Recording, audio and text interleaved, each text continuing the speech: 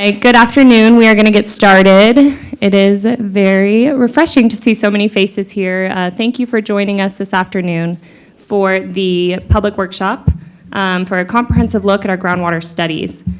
To begin, I would like everybody to stand and say the Pledge of Allegiance.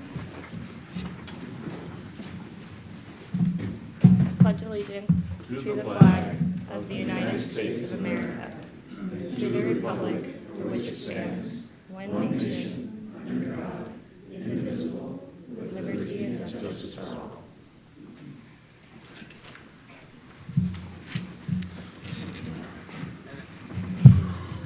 all. Okay, thank you so much. So just a couple notes before we get started here.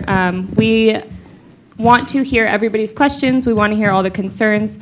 We do not have a time limit on comments and questions for this afternoon, but we want to be mindful of the time. We are starting at 6 p.m. I don't think anybody wants to be here till 10, 11 o'clock at night, but we will be if we have to. Additionally, we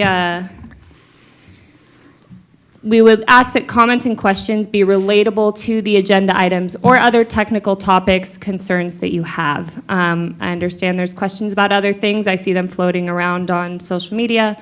A lot of those will be just deferred to our board meeting, and I would recommend bringing those comments and questions there. They are important. We want to hear them, and that would be the correct forum for those. And finally, we do understand the concerns with the Inyo Kern Data Center. This item has just been brought to my desk this week. We have not had a chance to discuss it as a board. The GA has no formal position on the matter, and we will discuss as the project develops.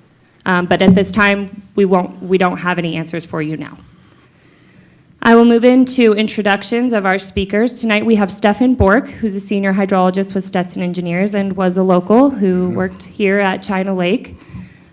He coordinates semi-annual water level measurements with the Navy and Kern County Water Agency, also does water level measurements for the GA, and maintains monitoring program wells throughout the valley.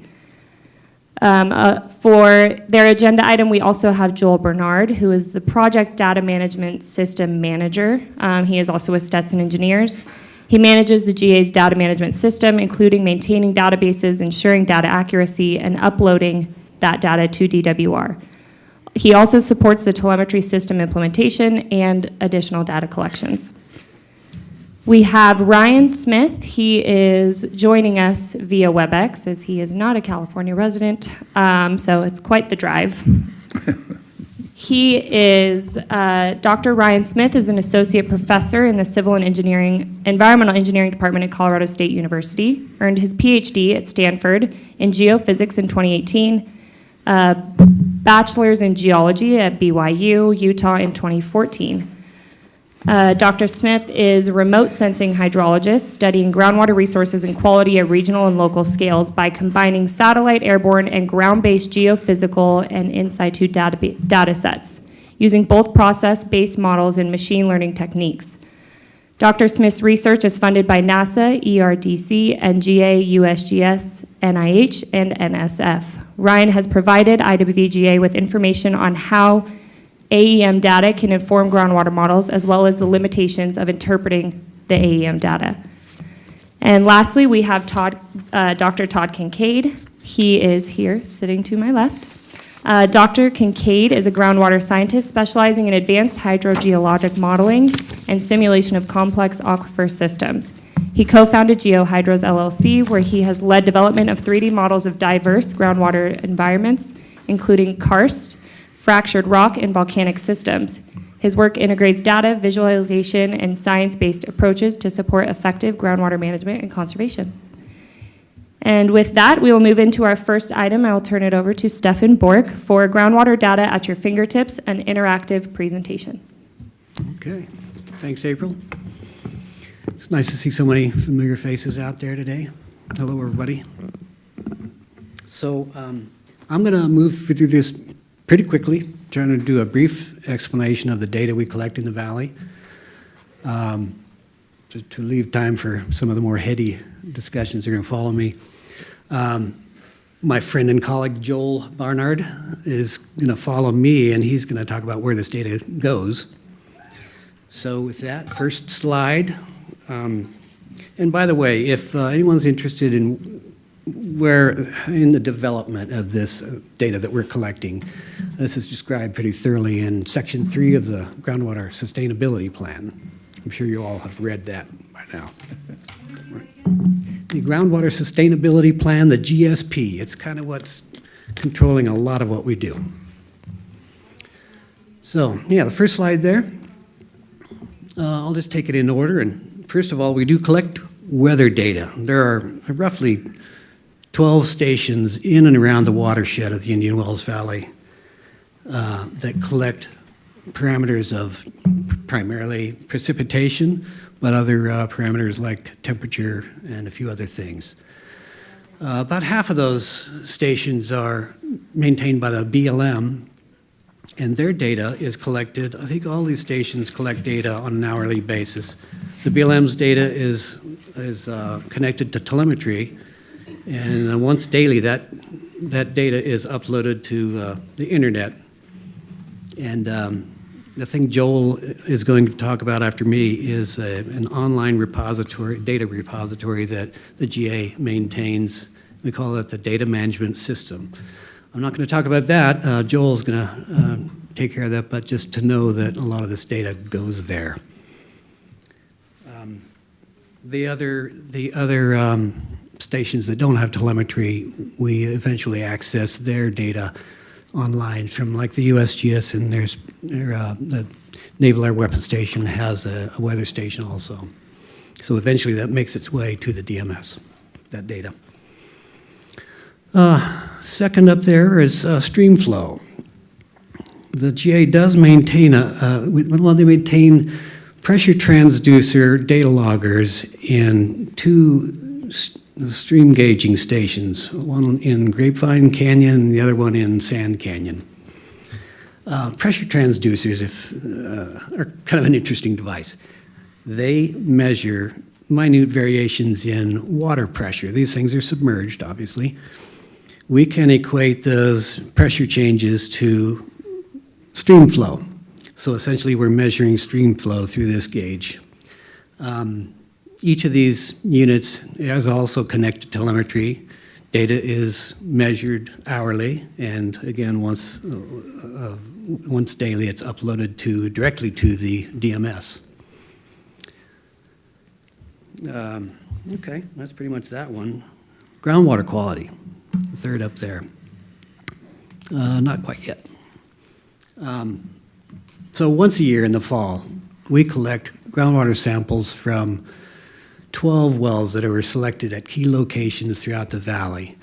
And we have those samples analyzed for a suite of analytes, including like general physical, general chemical, and general minerals, things like fluoride, boron, nitrates, things like that. Metals, which would include arsenic, a metalloid. There's several metals that are included in that. TDS, there's a whole slew of parameters that they analyze these samples for. The idea is of that is to look at potential changes in groundwater quality and possible degradation were that to occur. And finally, groundwater elevation. Now the next slide. So we don't measure groundwater elevation directly. What we measure, the data we collect, is depth to water measurements in a series of we started out with roughly 190 wells in the groundwater monitoring program. Lately, we're down to roughly 185 wells that are routinely monitored. There's been attrition due to access problems and obstructions in some wells that are chronic. So we're down to about 185 wells now. We measure those wells twice a year, and so as I was saying, we measure depth to water. We get to the groundwater elevation by measuring that depth from a reference point at the top of each well, and that reference point has a known elevation. So the simple math, we can calculate then groundwater elevation from that. So twice a year I coordinate with Kern County Water Agency and the Navy. The Navy often is the the limiting factor as far as our schedule due to range schedules, because a lot of their wells are deep on the test ranges. But we want to coordinate so that we all get out there and monitor our wells within a few days of each other, because we're looking for a snapshot in time of the water levels through the valley. Kern County's water agency has about 73 wells left in their portfolio. The Navy has about 65. And the GA has about 27 wells.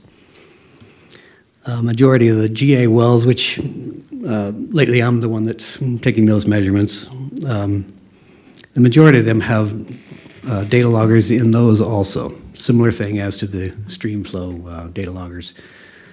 Although we go out twice a year to collect depth to water measurements. That's when I download that data, and ultimately that data makes it to the DMS, the data management system. A subset of those wells, there's about 10 wells that have data loggers with telemetry. Again, hourly readings uploaded once daily to the data management system. So we have a pretty good handle on rapid changes. There's going to be barometric changes and other things. Even earthquakes. If you remember 2019, we saw some interesting bumps in the water level data from the data loggers. That's kind of the brief snapshot. That's the data we're collecting in those four main areas. We have some slides of just some of the equipment we use. The one on the left there is a pretty typical water level sounder. It's got a 9-volt battery into it and a graduated tape, and we put it down in the well, and as soon as it hits water, it makes a circuit and beeps on the device. I use a drill to power the thing up because some of our water levels are over 500 feet, and when you're cranking that by hand, that gets old. So that's my standard unit. Navy uses something very similar. The water agency uses a variety of things to get to water levels fast, because they're cruising, a 2-man crew, and they get it all done within a couple of days. This thing on the left was kind of interesting. As you might imagine, collecting data involves a lot of other supporting tasks, like surveying the reference points on the wellheads, or maintaining the wells, repairing and replacing padlocks and things like that. Maintaining the telemetry, they operate on batteries, so there's a whole bunch of stuff related to collecting data that we do. In this instance you're looking at a downhole video camera. So in addition to a fisheye camera with a bright light at the bottom of a 1,000-foot tape, it records video. And there's two things. I did this last year in the heat of the summer. It was October, but it was still pretty warm. Two things I was getting out of that, though. One was determining perforation intervals in wells where we didn't have that data. Some of the older wells in the valley, we just don't have logs for, and we don't know where the screened intervals are, which is where the water comes into the well. And so with that camera, I was able to find the screen interval on almost all the wells I put it down. Some of them are so corroded you just can't tell what's going on. The second thing that I was looking for, though, was the nature of obstructions, where several wells were either due to corrosion or people throwing trash or accidental loss of a tape measure in one of them. And I was able to figure out the nature of those obstructions, and in about a little over 50% I was able to ultimately clear them and get them back into service. So that was a fun project. Next and last slide. So this is the gauging station at Sand Canyon. You're looking at the weir there that's been there for quite some years, and a staff gauge in the back. But as I was saying, we have a stilling well and a data logger with a telemetry system that monitors flows there. And this was in March. I took this photo, and you'll see that the weir is actually at capacity. There was evidence that the water was flowing over the top of it, and at that point, you would just have a maximum amount of flow. And anyway, So it's kind of an interesting spot to visit twice a year. That's pretty much it. And I guess questions can come later if you guys have any. Okay. I'll go ahead and take over. Can everybody hear me? We can hear you. Great. I'm going to also share my screen. The presentation that Stefan is talking off of has screen captures reviewing the website, but at this time I'd like to share my screen and hopefully show you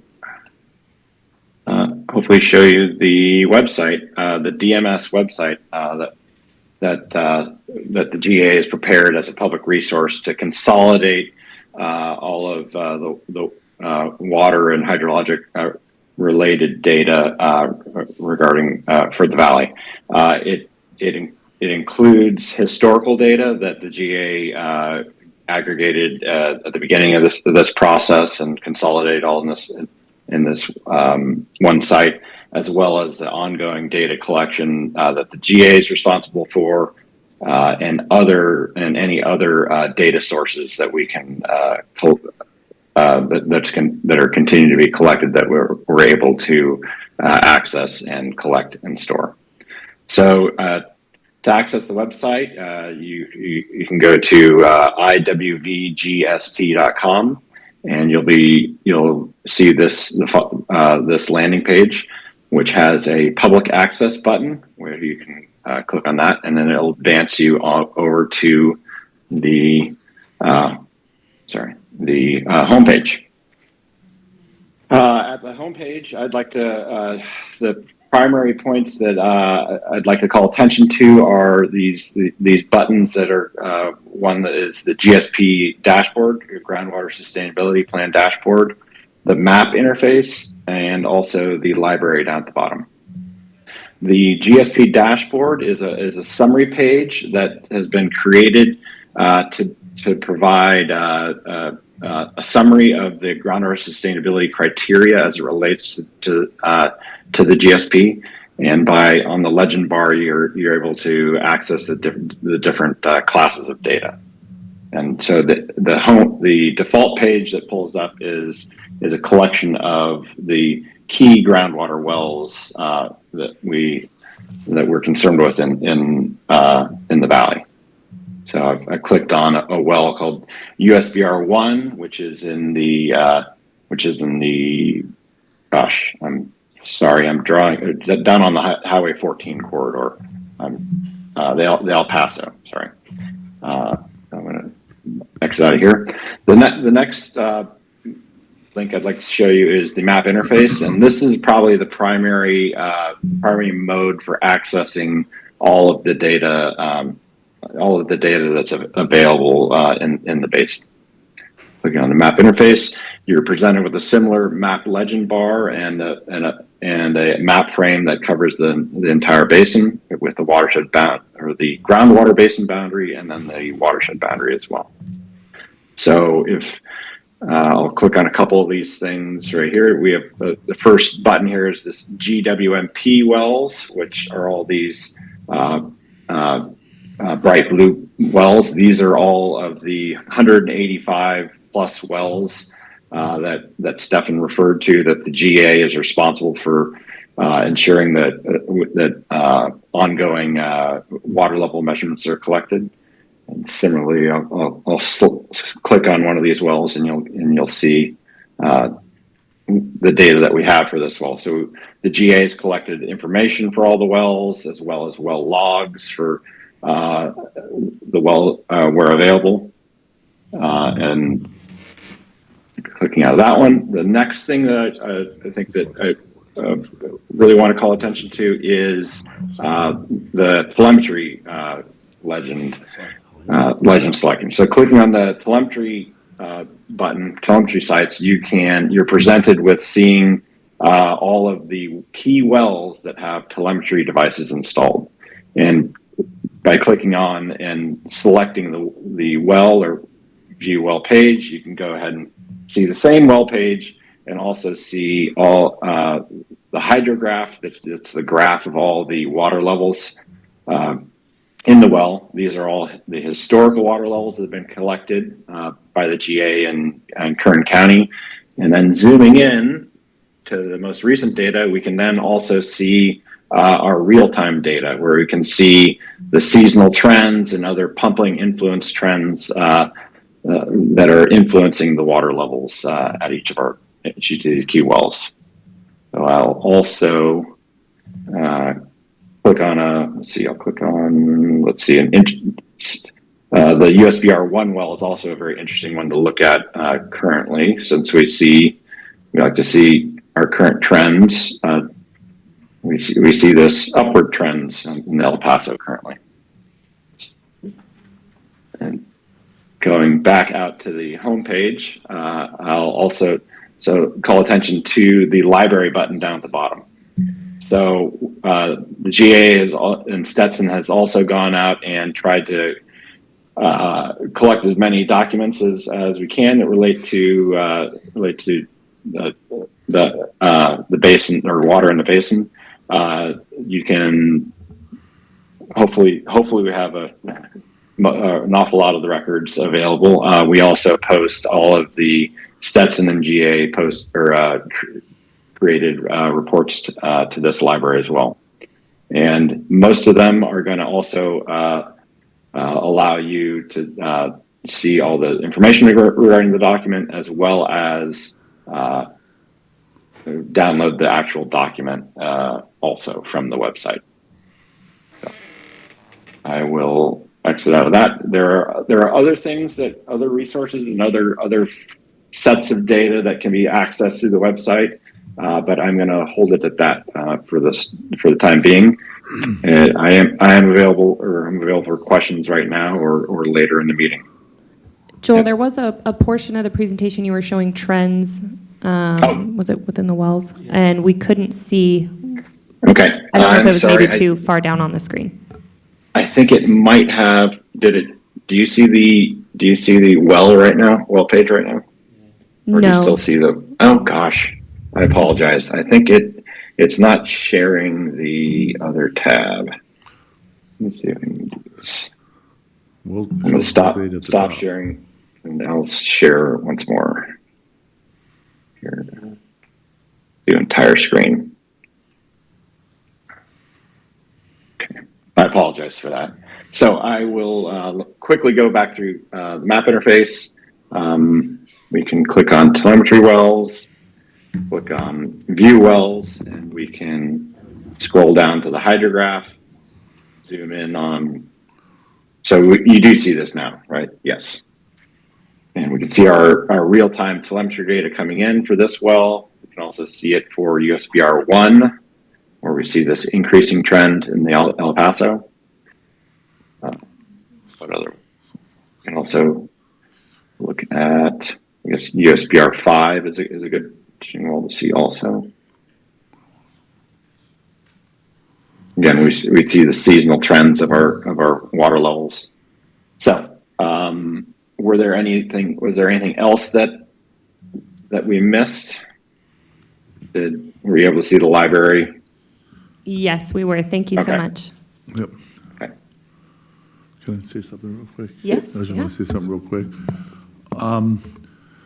I want to thank Stefan and Joel for doing this. Many may not know this, but we got Stefan from the Navy, and we're very fortunate to have Stefan here with us, because he gives us a local presence, and something needs to get done, and Stefan's here. He's here for April when she needs something, so it works out very well. So, but thank you. But to try to ground truth a little bit what we're doing here, the whole intention of this presentation was to show you folks the amount of data that's being collected, the work that's being done to collect data. As engineers, we never have enough data. We always want more data, and there's a program in place now to collect a lot of data. So we are collecting a lot of data, and it's all being recorded. That data is being pulled together, as Joel described, into a database management system. So it's all readily available and organized that way. They're showing you access so that anybody in the public can go on and look at this information if you want. He mentioned hydrographs. I want to make sure you folks understand the hydrographs are showing water levels over time. So if you pull up a hydrograph, you're going to have water levels on the left, like in feet, and you're going to have time across the bottom. And you're going to be able to see what the water level's been doing over time. And you're going to see, especially for the most important wells that we monitor in this basin, a decreasing water level over time. Historically, significantly decreasing. Slowed up a bit recently because of pumping is less, but still you're going to see decreasing water levels. If you go on the website and you look for yourself, we collect this data. That's what we collect it for. This database is used along with any other data we've got. We use it. We use it as part of our regular routine operations to help manage the basin, but we also use it to update our model. Our model, the only thing that makes a model any good is the amount of data and the input that you put into your model. So that data has been used to create our model and establish a calibrated model that represents how the basin reacts. It's calibrated over historic time for water levels in wells, hydrologic conditions. It's calibrated so it represents how the basin reacts to different situations. As time goes forward, we collect more data, we update that model. We provide that information into the model, we update the model, we upgrade the model so it's upgraded. If needed, we recalibrate the model with the new data to make sure it's always calibrated. Any other data that is out there, we accept, evaluate for its appropriateness, and put it in the model and update that model. That model is an important tool. We've used it now for the 2020 GSP, and we've used it for the 2025, I'll call it an update to the GSP. So just the whole idea of this was to let you guys know, show you guys that you have access to it and that we're doing a lot of work out there collecting data to make sure, and that database belongs to the Groundwater Authority. It doesn't belong to Stetson. So does the model. The model doesn't belong to Stetson. It belongs to the Groundwater Authority. It'll always be here. So. Okay, and with that, I will open the floor for questions for Joel or Stefan, or we have Steve Johnson and Jeff Helsley. I apologize, I skipped them during our introductions and just due to the familiar face. But this is Steve Johnson, our Water Resource Manager, and I would say Assistant Water Resource Manager, Jeff Helsley. He's actually our engineering manager for the office, so Jeff Helsley. You guys have seen Jeff quite a bit up here too, so yeah, it's good to see everybody. Good to be back up here.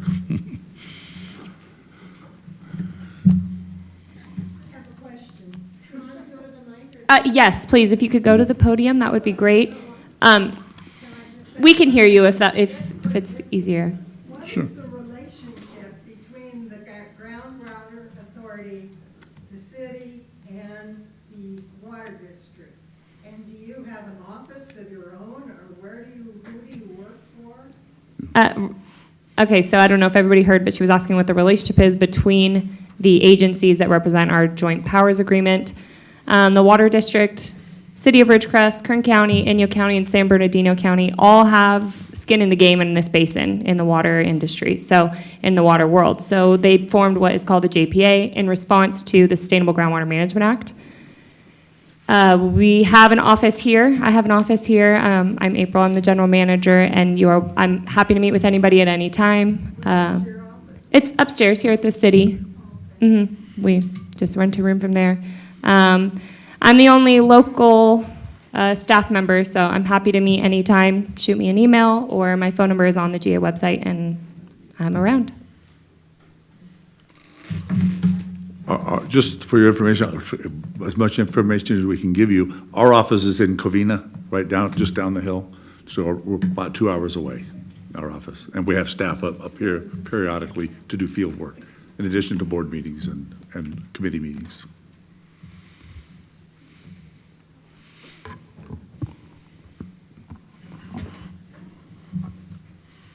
My name is Kathy Russell. I've lived in Ridgecrest for over 30 years. I just wanted to ask some clarifying messages, and I guess is it Stefan? Okay. You said there was 73 Kern County wells in the water agency? So Kern County Water Agency Has 73 wells. Has roughly 73. And they're here. Yes, they are in the valley. So you didn't mention IWV Water District wells, so you don't monitor those, or are they part of the Kern County Water Agency? No, they're groundwater health improvement. So how many wells does the water district have? I don't know. I believe they have 10, correct, Renee? How many do you guys have? 11. I was close. That seems interesting to me based on the fact this all has to do with all the water in the valley and you don't do anything with those wells. Okay. And also that there's 27 wells that the GA has. What are those wells? It's not that we have them, but those are our responsibility for collecting water level data from. So they're not actually your wells. No, they're a Stefan? combination. I would recommend, can you sit up here next to Jeff just for the question? And I just wanted to clarify one thing. We don't read the district's wells, but they do report to the GA. And we do take in their data from, Renee sends me a report once a month. Yeah, there's no reason to exclude data. That would not- Right, and I guess that would have been nice to mention, just so we know we're all on the same page, kind of. Yes. Yep, that's why I'm mentioning it now. Doesn't kind of give Just want to the make sure that, right yes, we do impression. include their data. Okay.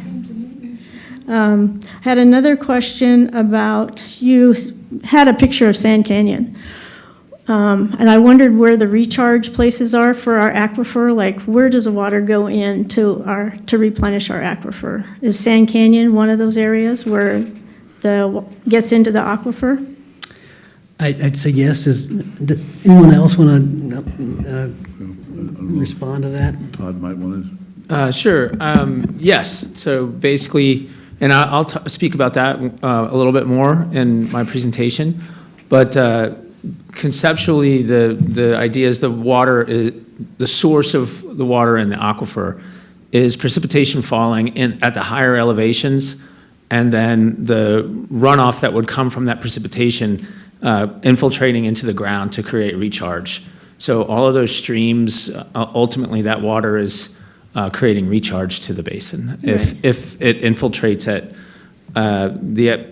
that's part of a debate, but the idea is that I think predominantly the recharge is coming from what we call the mountain front.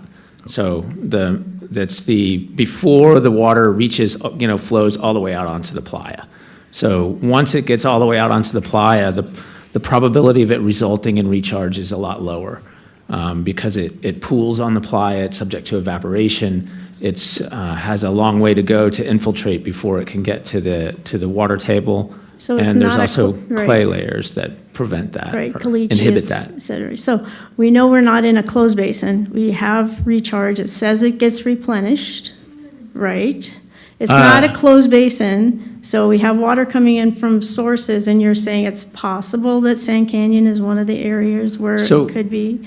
I mean, I'm So just that- saying Sand Canyon is about a couple miles from the LA aqueduct. It seems to me like if there was an inlet into recharging an aquifer in a more natural way, that seems like that would be an easier solution than a $400 million pipeline crossing 55 miles from the state water project. It just seems like not all the avenues have been presented in a kind of common sense way to get water to us, especially since we need between 5 and 10 acre feet additionally as far as recharge.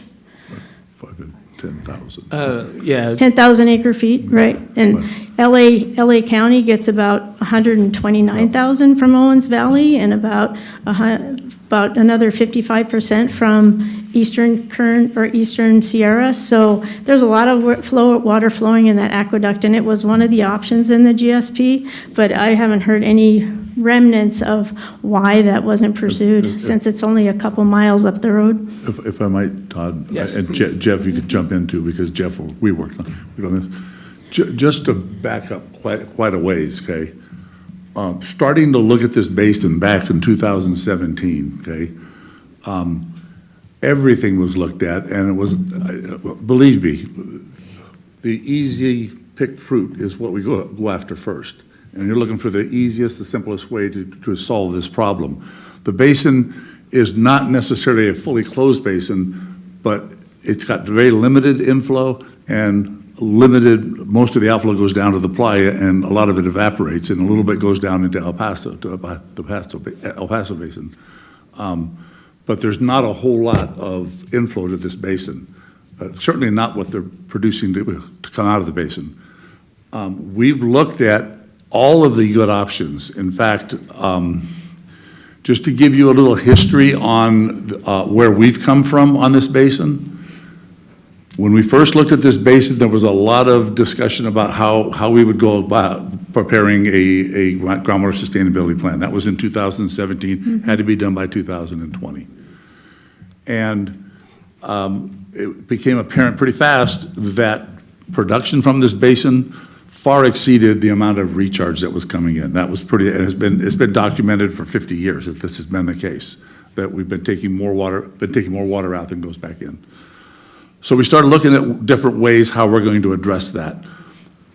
A quick one is conservation. We looked at conservation. We worked with the water district. We have a relationship with the water district. We looked at how much conservation we might be able to get to try to get down to our sustainability level. We couldn't come close.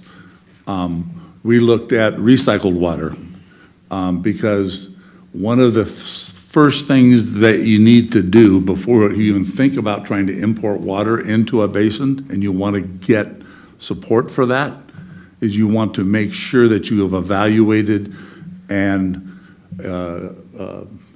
made a technical evaluation whether or not you've used up all your local resources. So we reviewed recycled water. We're still looking at recycled water primarily because the city's expanding their plant. But recycled water wouldn't get us even close either. In our office, the next step we took, and this wasn't done because there was any goal to get to this spot.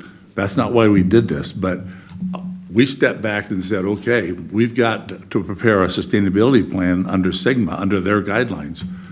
So we sat back and said, what if we eliminate, and I'm not saying this to be controversial, we just did it in-house to see how bad we were in our situation. What if we eliminated all ag in this basin? What if we maximized the conservation? What if we tried to get as much recycled water? Can we get there? And we found out that we could not get there to sustainability. When that happened, we could not get to sustainability with those drastic measures. What it said was that if we don't get a water supply for you folks, this community is not going to be the same in 10 or 15 years. It's not going to be the same. Conservation won't get you there. If you conserve enough water to get to sustainability, you won't recognize this community. There is no growth. We didn't even look at growth in that. So that was the reality check that we got to, is there's no way to get there without bringing additional water, because there's no other source of water here. Many of your groundwater basins in California, they have a source of water coming through it and going out. A river runs through it, then you have a basin on the side, and you have a source of water. We don't have that. We don't have that here. So we need to find a source of water and provide that water. Your LA Aqueduct question. Yes. That was right on the top of the list. It's right there. We're aware of that. Believe me. It's right there. It's right there. It's And right that was our there. first choice. And believe me, we hammered it to death. Yeah, to try to come up with a plan that would work. We met with the city multiple times, okay? I'll just give you, and Jeff, I'm doing it from memory, Jeff can correct me with the right numbers, but in discussions, to begin with, the answer is no. Absolutely no. LADWQ is no. You're not getting any water out of the aqueduct, period. Inyo County was no. Part of the water that goes into that LA Aqueduct is surface water that flows into it from the surface water, and it's also groundwater that pumps out of Inyo County.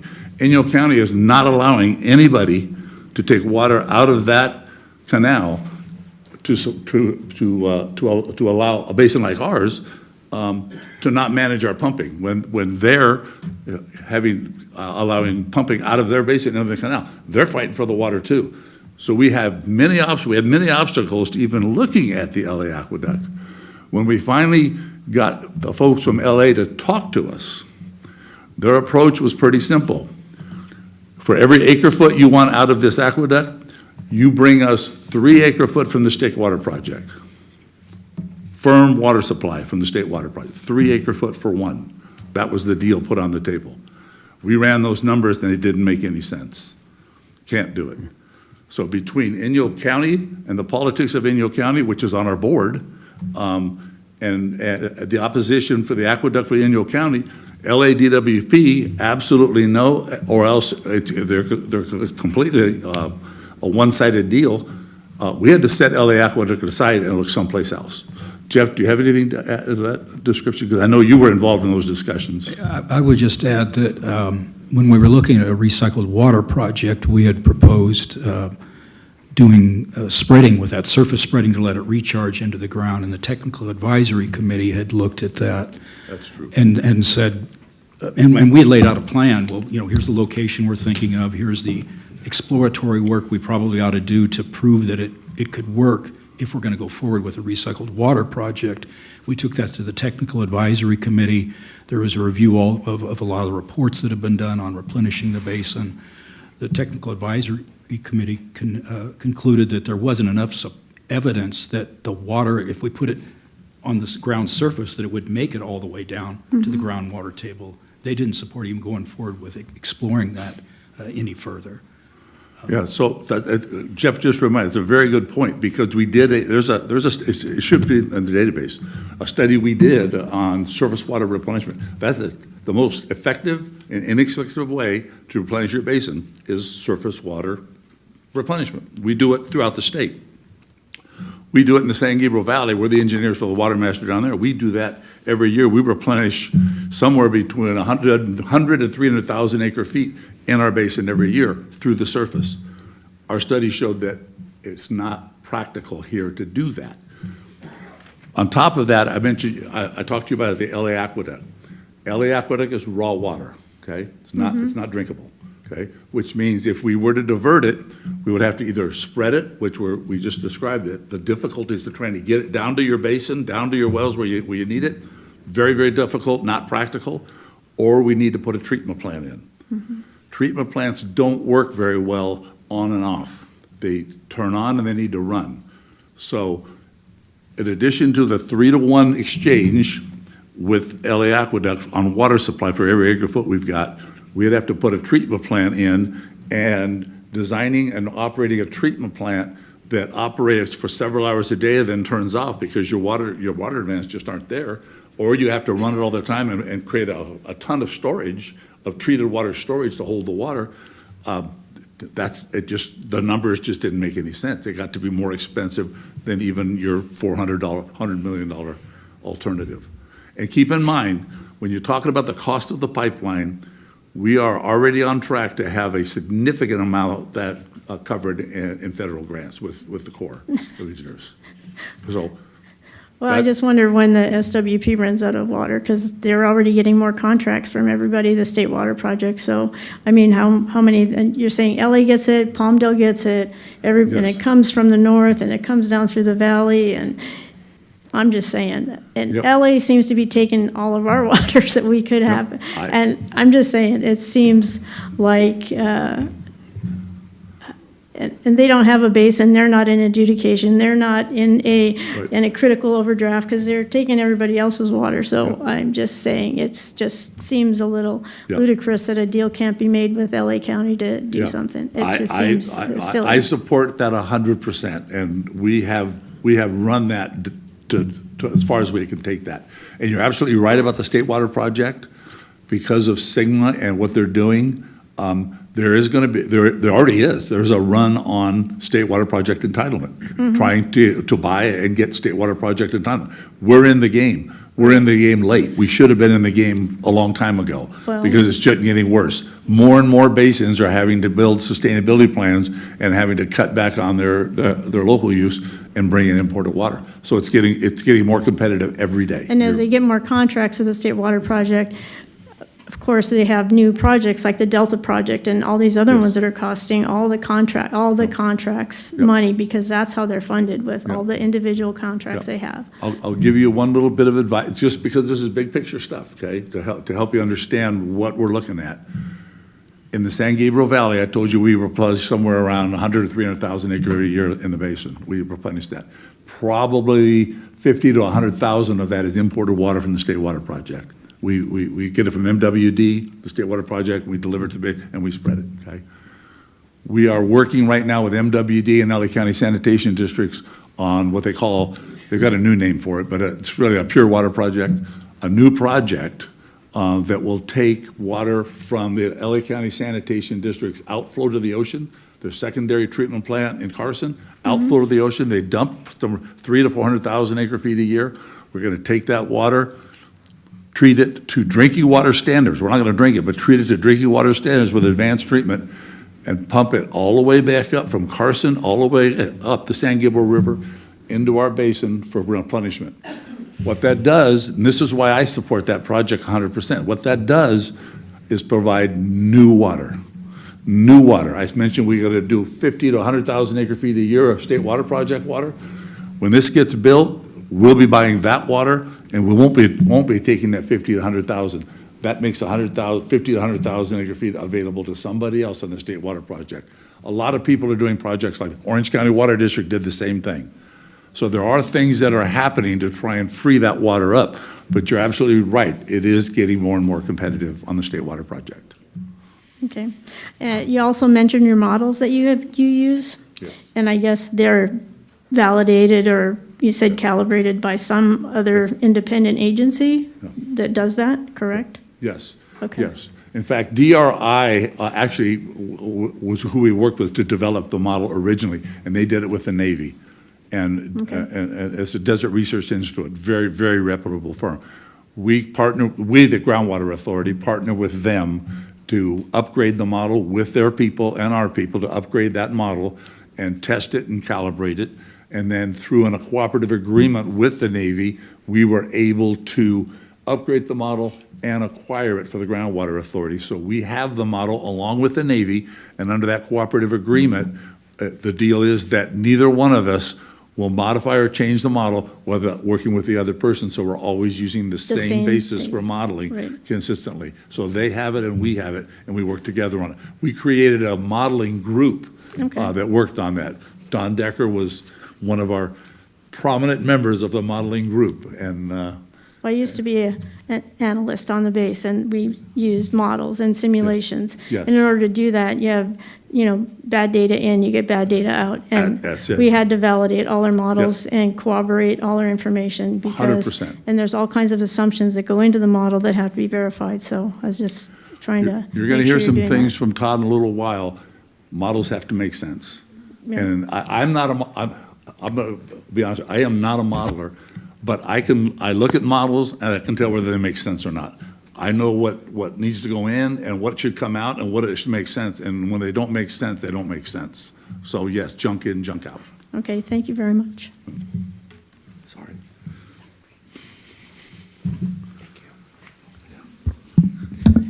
So a lot of the hydrology, I'll be honest, I don't understand or I'm not interested in, so I brought my husband. Thank you, honey.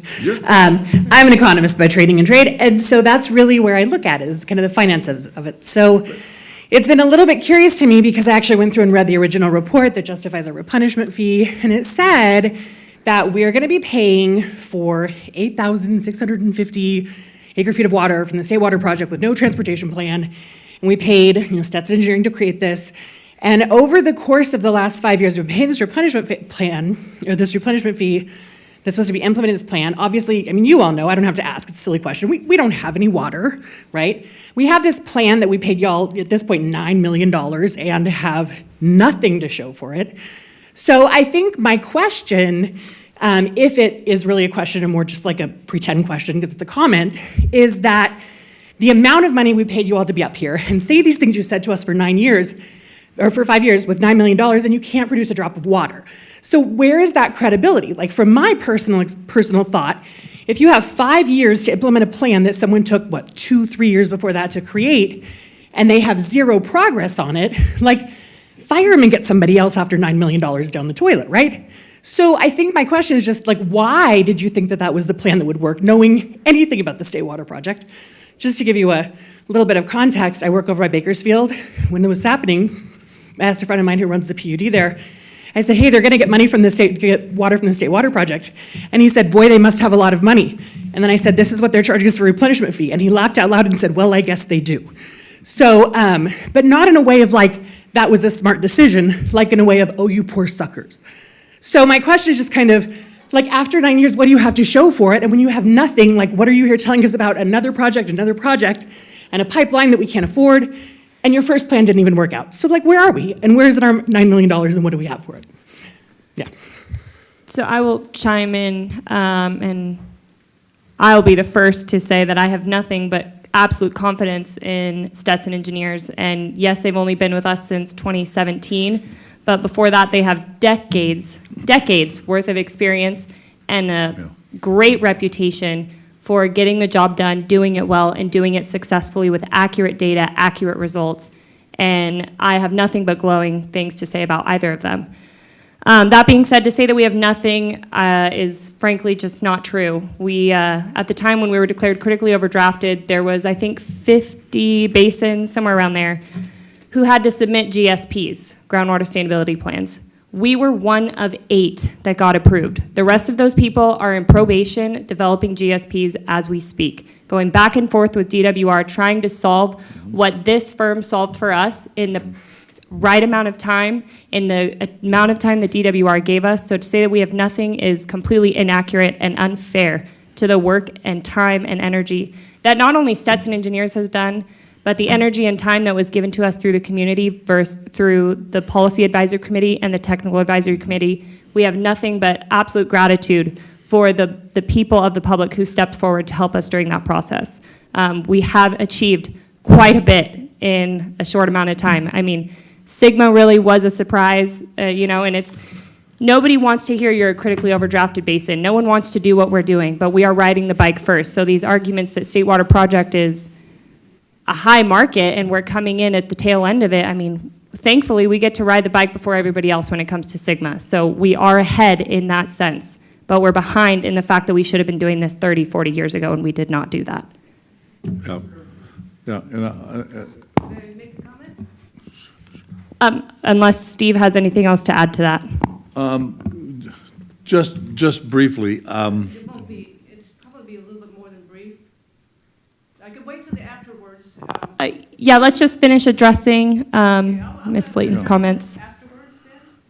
Yeah, yeah, Interesting points out for me. that's okay. yeah, Okay, and so- we want to hear them. We're just going to finish on the one topic before we move on to the next public comment. So, obviously I agree with April.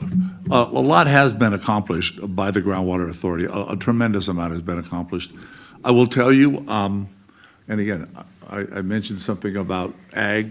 There's concerns out there. I'll mention litigation too.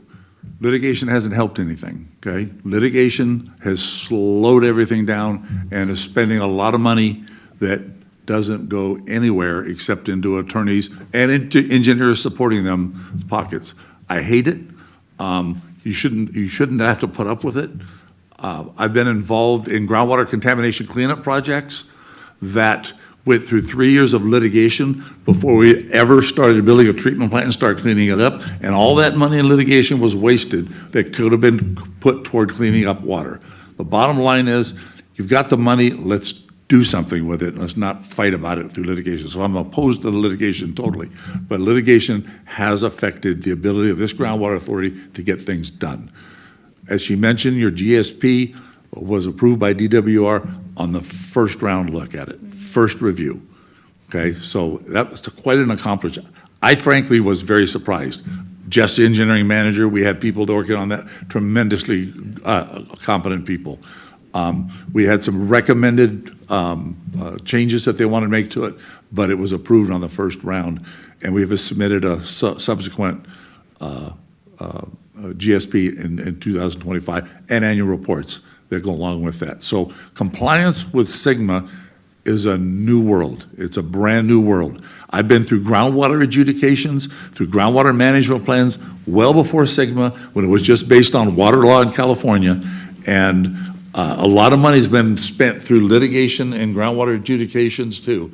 And Sigma was supposed to shorten all that and make it clearer, make it simpler. And it was until litigation was filed, and then it just slowed everything down. And it's a very serious issue. It's a very serious concern. And DWR has very serious concerns about where litigation is going in basins like this, because it's slowing down our progress to solve the problem for sustainability. I'll tell you that The reason why this groundwater authority selected acquiring a water supply first is because, in our view, in the groundwater authority, the board and the staff's view, it made a lot more sense to make sure we had the water before you start designing and building a pipeline.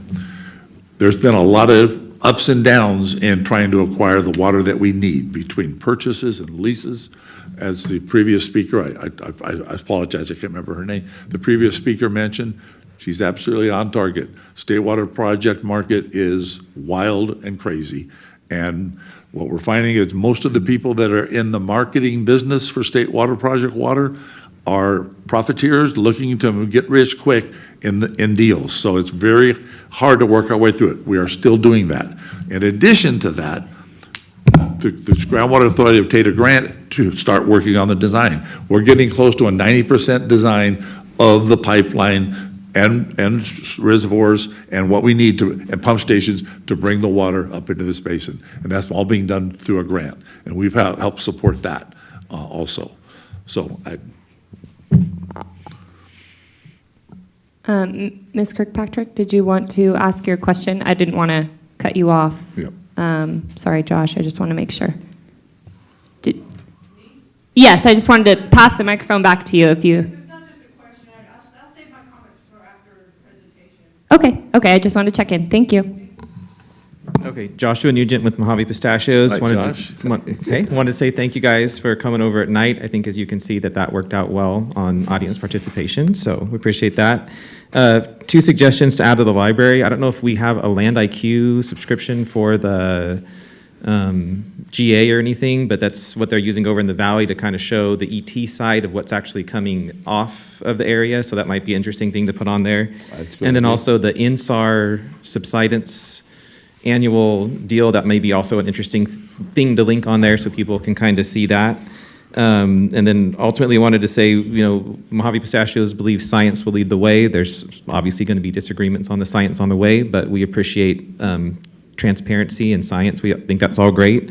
And most importantly, wanted to say, in light of what's going on in the world, we support the Navy, and this is a Navy area, so we're Navy first. So Grandpa was in the Navy, uncle, cousin, and so pistachios are important, but sailors and Marines keep us free. So thank you, guys. Hey, Josh, just a note real quick. Your idea on the evapotranspiration, I think, is a great idea because there's a lot of controversy down there.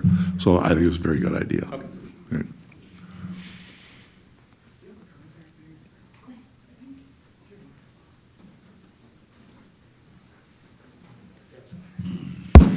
Judy Decker, Vice Chairman of the Policy Advisory Committee when it existed. I have a comment for those members in the audience who always bring up the Department of Water and Power. It is the City of Los Angeles Department of Water and Power. It is not Los Angeles County. They serve water only to the city of Los Angeles. The first page of their charter, which was created around 1910 or so, states that water flowing through the aqueduct will only be used for the residents of the city of Los Angeles. Thank you.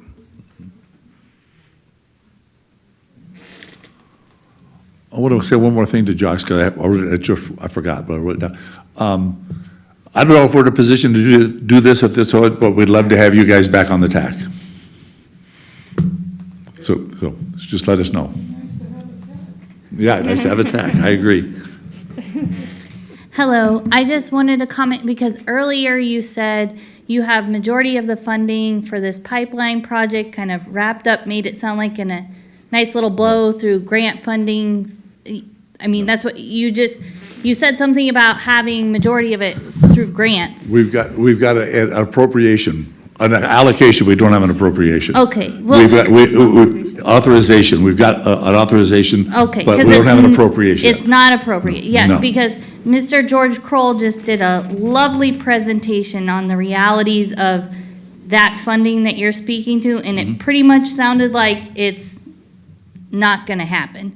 So I think to kind of come here and say that, oh, we have most of the pipeline covered, I don't think is really true, even if it's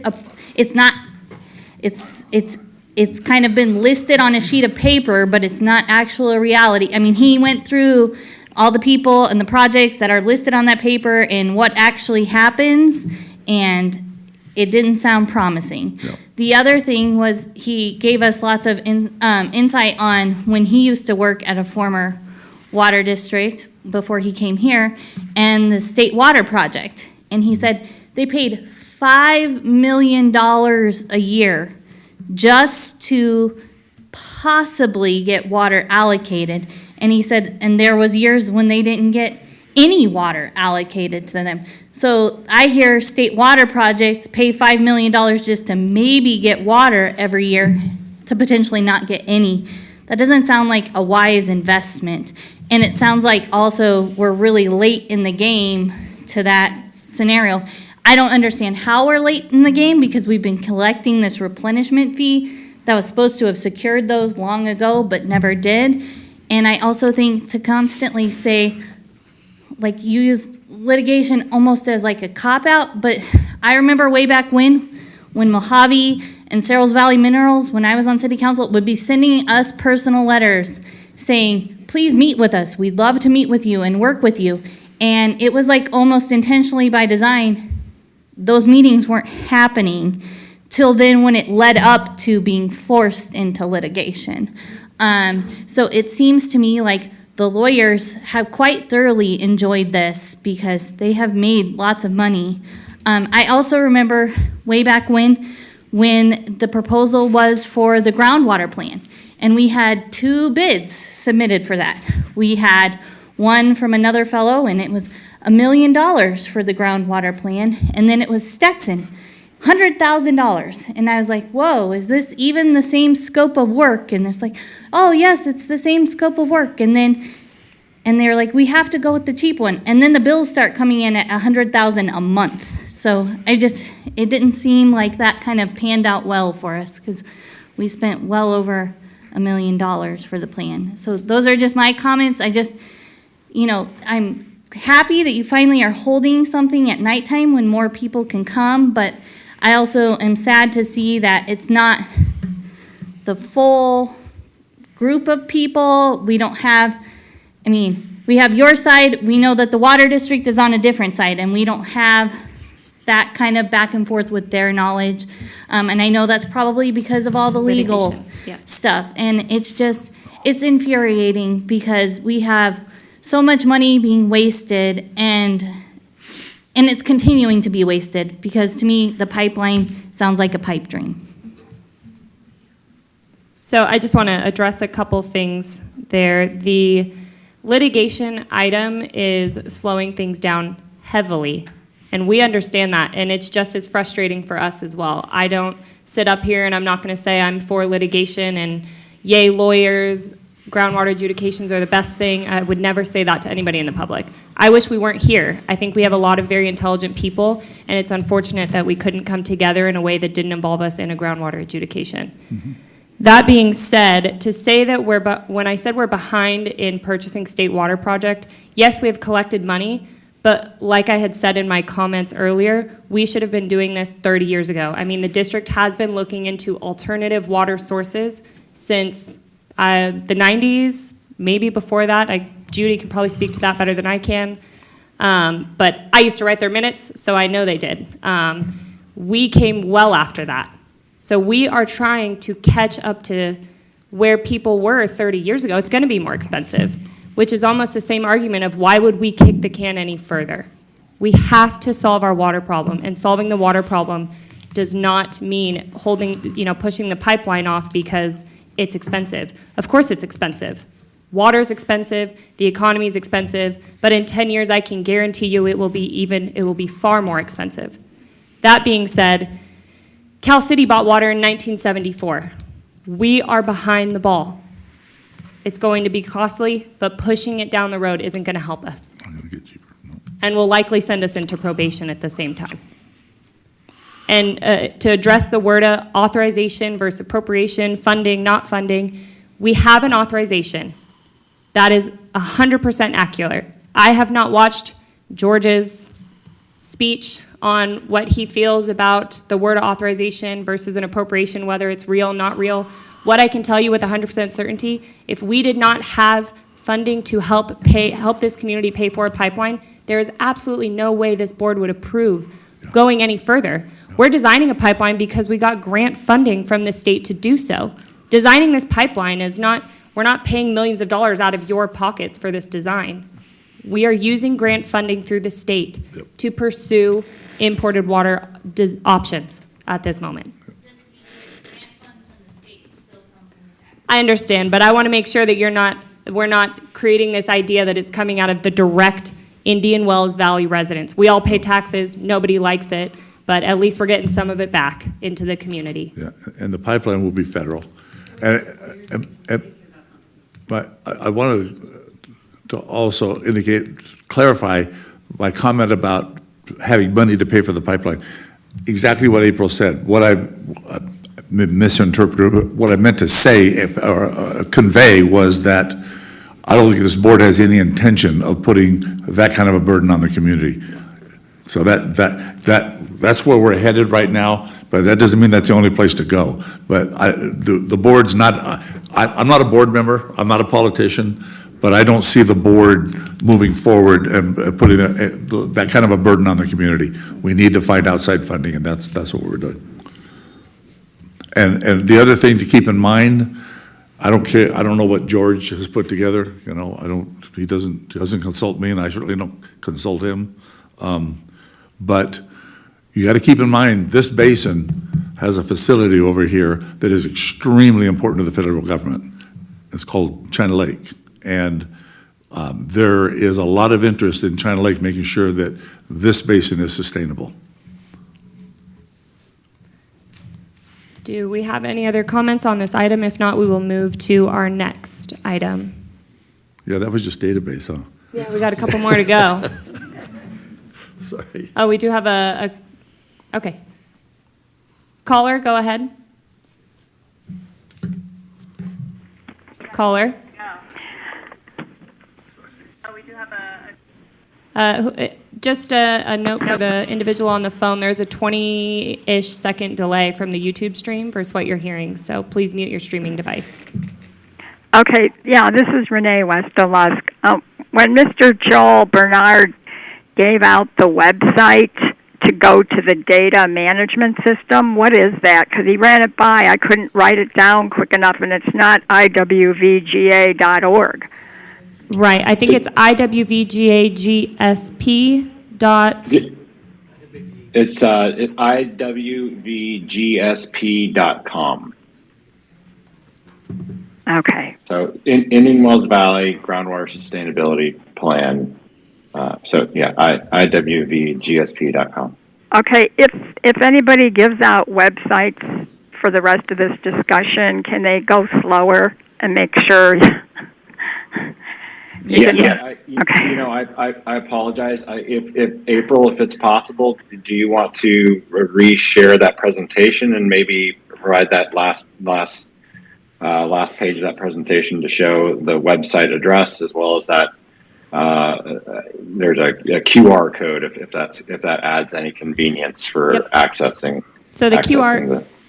Hi, Joel. The QR code is up on the screen now here in the chambers. So if you turn your camera on and zoom in on that QR code, it will pull up the website for you.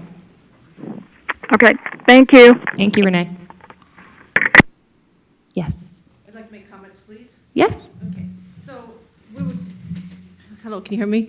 So we're talking about models and all this stuff, and Mr. Johnson, I remember you like 10 years ago, so this is old hat for me. So I remember when Gleason was here, and I said the same thing about how I don't like the whole groundwater authority when it came into being by Jerry Brown.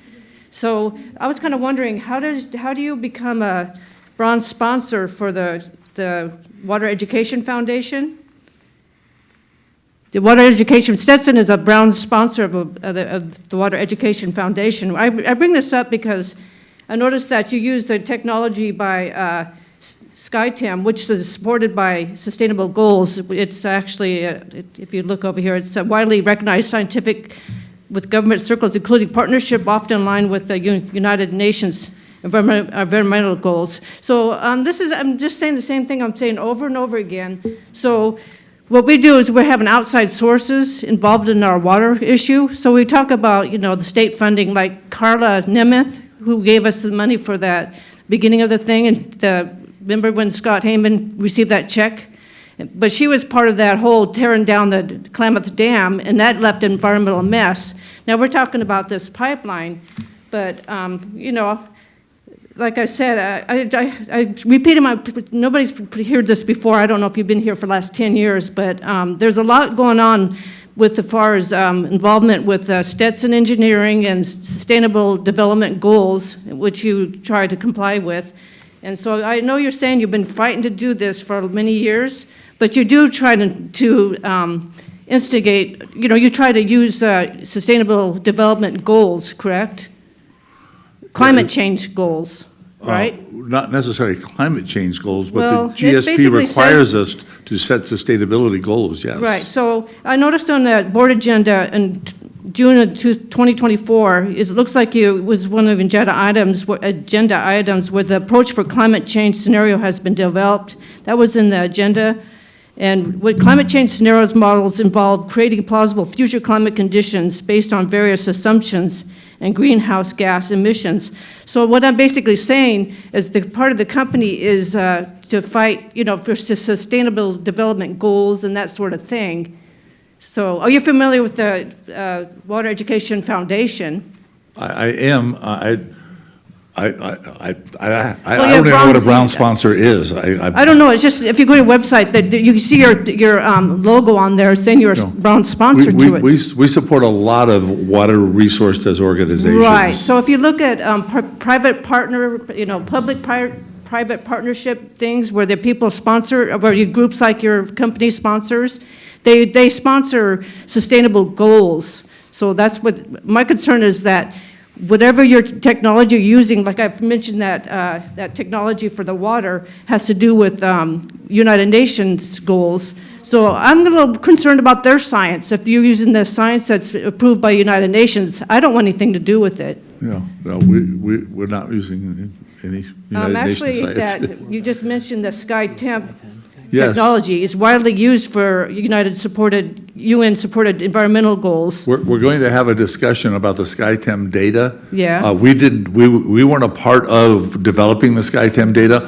Well, I'm not saying that you are, I'm just saying that's what you use. No, we didn't necessarily use it. We did our first GSP without it because Okay. we asked for it from the water district and we couldn't get it. We couldn't get it in time to get the GSP done. Once we got the first GSP done, we could continue to communicate with the water district to get the data that they developed with SkyTem, and we had it independently evaluated by Ryan Smith. Yeah, who's going to talk in a few minutes about his evaluation of the SkyTem data. The part of the SkyTem data that we used helped us in our model refine boundary conditions of the model, where the faults were and how the basin is constructed. The SkyTem data did not change the structure of our model. I'm sure it didn't. So I appreciate Dr. Ryan Smith, who's Associate Professor at the Department of Civil and Environmental Engineering. Yes. They integrate climate change, sustainability, resilience, and to civil and environmental engineering education. I don't know if you're a climate change advocate or No, not. I no, can't not at tell. all, not at all. So Okay, I I'm don't not want either. climate change in our valley. I don't want that. I'm not either, so I think we're on the same page. Okay, well, that's what I'm saying, it's all integrated into this whole sustainability plan. It's really not. It's mentioned because we have to. Well, you have to, but I think we're an open basin. I don't think because LA, the whole state picks winners and losers. So I know Rose Valley LA was going to drill there. I don't know if they still were able to drill. I don't know. So in other words, I've seen where water, we discussed how water just flows through here, but they're dumping the water out into the ocean because of the fish, the smelt fish. The state So water you were project, aware yeah. of that. Yeah, But- state water project. You're Yeah, right. I'm So- not happy about it either. But I don't, but I'm basically saying that I don't like all this environmental stuff and coming into our valley and these people making the decisions, like for instance, Carla Nemeth, who gave us a check, was standing behind the Klamath Dam being destroyed, and then they have an environmental disaster on our hands because of that. So it's kind of like the bullet train to nowhere. I just don't want that in our Let me try valley. to characterize sustainability the way we're using it, because it's far different from what Well, your it's just- concerns are. Our sustainability is to make sure you have a sustainable water supply. That's what we're working, that's all. Right, but who do you use to make that work? What- Who are you associated to make the sustainability We goals? we evaluate the water supply coming in and the water supply going out and try to make sure that you have sustainable water supply going forward. The only environmental issue we have is that there's a lot of evapotranspiration. Josh Nugent mentioned it, he's aware of it too, down in the Playa area. There's a lot down there. And the evaluation of how to reduce that loss of water but not affect the vegetation that's down there that lives off of it is the only environmental issue that we're really looking at as part of our GSP, other than making sure you have water for the future. That's it. Okay, well, basically, I just, I don't agree with the science. There's all kinds of opinions on science, and, you have your science, and I don't agree with, I think the other source of science that had no United Nations involvement is a better science. I don't think we talk to the United Nations. Oh, no, see, you're misunderstanding me. I'm not saying you personally. It's groups that are associated with groups that are involved in it. If you're talking about the Brown thing with the donation or whatever we made, the contribution, what that is a normal thing that we do. And what we do for that, we get publications from them that we set on our desk for people to read. That's as far as it goes. Right. We don't support anything that they do or don't do. We're not involved. We never have been. Right. So I said the same thing to when it was Lisa Butler when she came in, and she's very familiar with Jen Bowles. That's part of I think she's executive director over there, so she works with her quite well.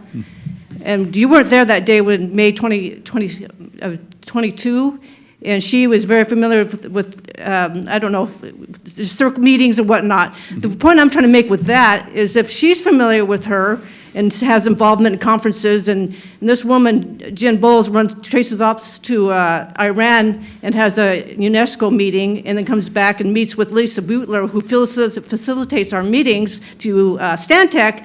That kind of is a connection there, if you know what I mean. So yeah, that's enough.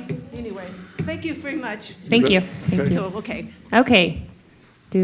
Looks like we have another comment. Just a reminder, we have other agenda items regarding AEM data as well as the groundwater model. So if your comments are related to those items, I would recommend waiting to ask them after the reports are given, just in case you have different questions or it expands the question you do have. Very briefly. Yes.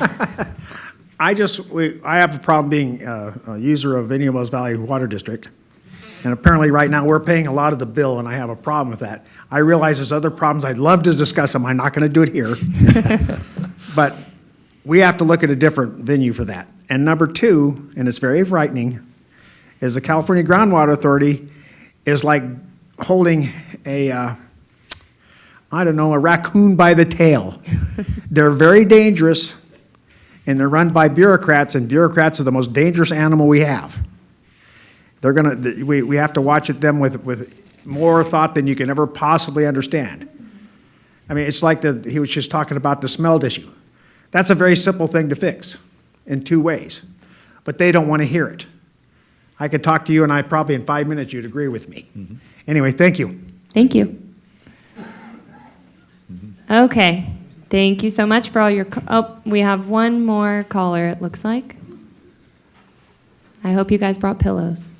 We might. Hello? Be a while. Hi, caller, go ahead. Hello, April. Hi, Mr. Sinat. Hi, thank you. I really appreciate this opportunity. First thing I'd like to say is, and I don't know why we keep bringing this up, but the adjudication had to happen. The Navy had to come to the table and defend Federal Reserve water rights. The GSP was designed to give the Navy the entire safe yield of the basin. That was a mistake. In other words, the 7650 replenishment amount was assigned to the Navy. That was a mistake. And so the adjudication and the GSP were flawed from the beginning. The safe yield was underestimated based on the basis of the science that has been established through the technical working group in the water district. And that will be decided in phase 2 of the adjudication that's coming up on June 1st. So this is a great opportunity to talk about the science and to debate and to revisit what's happened over the last 10 years, but it really is pointless because the judge is going to decide on what the science is as valid as it can be. And the first thing I'd like to point out about the GSP, you base that GSP on an extraction of 38,000 acre-feet per year. The actual today is 20,500 acre-feet per year. And the reason I'm bringing this up is because if the water district is correct about the safe yield being 14.6, we're down to a gap between extraction and safe yield of less than 6,000 acre-feet of water. And that brings me to the second point. One of the things that you haven't talked about yet, and I wish you would address it very clearly, is the groundwater and storage. The GA estimates 1.5 million acre-feet of water in storage. The technical working group estimates 37.5 million acre-feet in storage, along with another, and that's potable water, 22 million in brackish water, for a total of over 60, what is that? Do the math for me real quick. A lot of water. Unfortunately, Sigma does not consider groundwater and storage as a factor in safe yield. So if you take our safe yield, let's assume the gap of 7,000 acre-feet per year in overdraft, 7,000 acre-feet of overdraft, but guess what? There's 37.5 million acre-feet of groundwater and storage. How long would it take to dry this basin up using 7,000 acre-feet a year? And we're not doing that. So I would like you to address the gap between your estimate in groundwater and storage and the water districts very clearly, because the difference between the two is too big to ignore. Absolutely too big to ignore. And I'll stay on the line and listen. That's a very quick answer. You're comparing apples and oranges. What we put in the GSP is defined as usable storage, okay?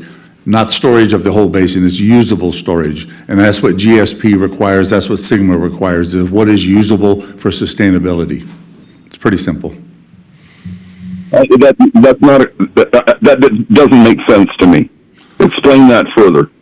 Well, it doesn't make any sense if you've got I've never heard that term. I've never heard that term. Usable storage? I've never heard usable storage.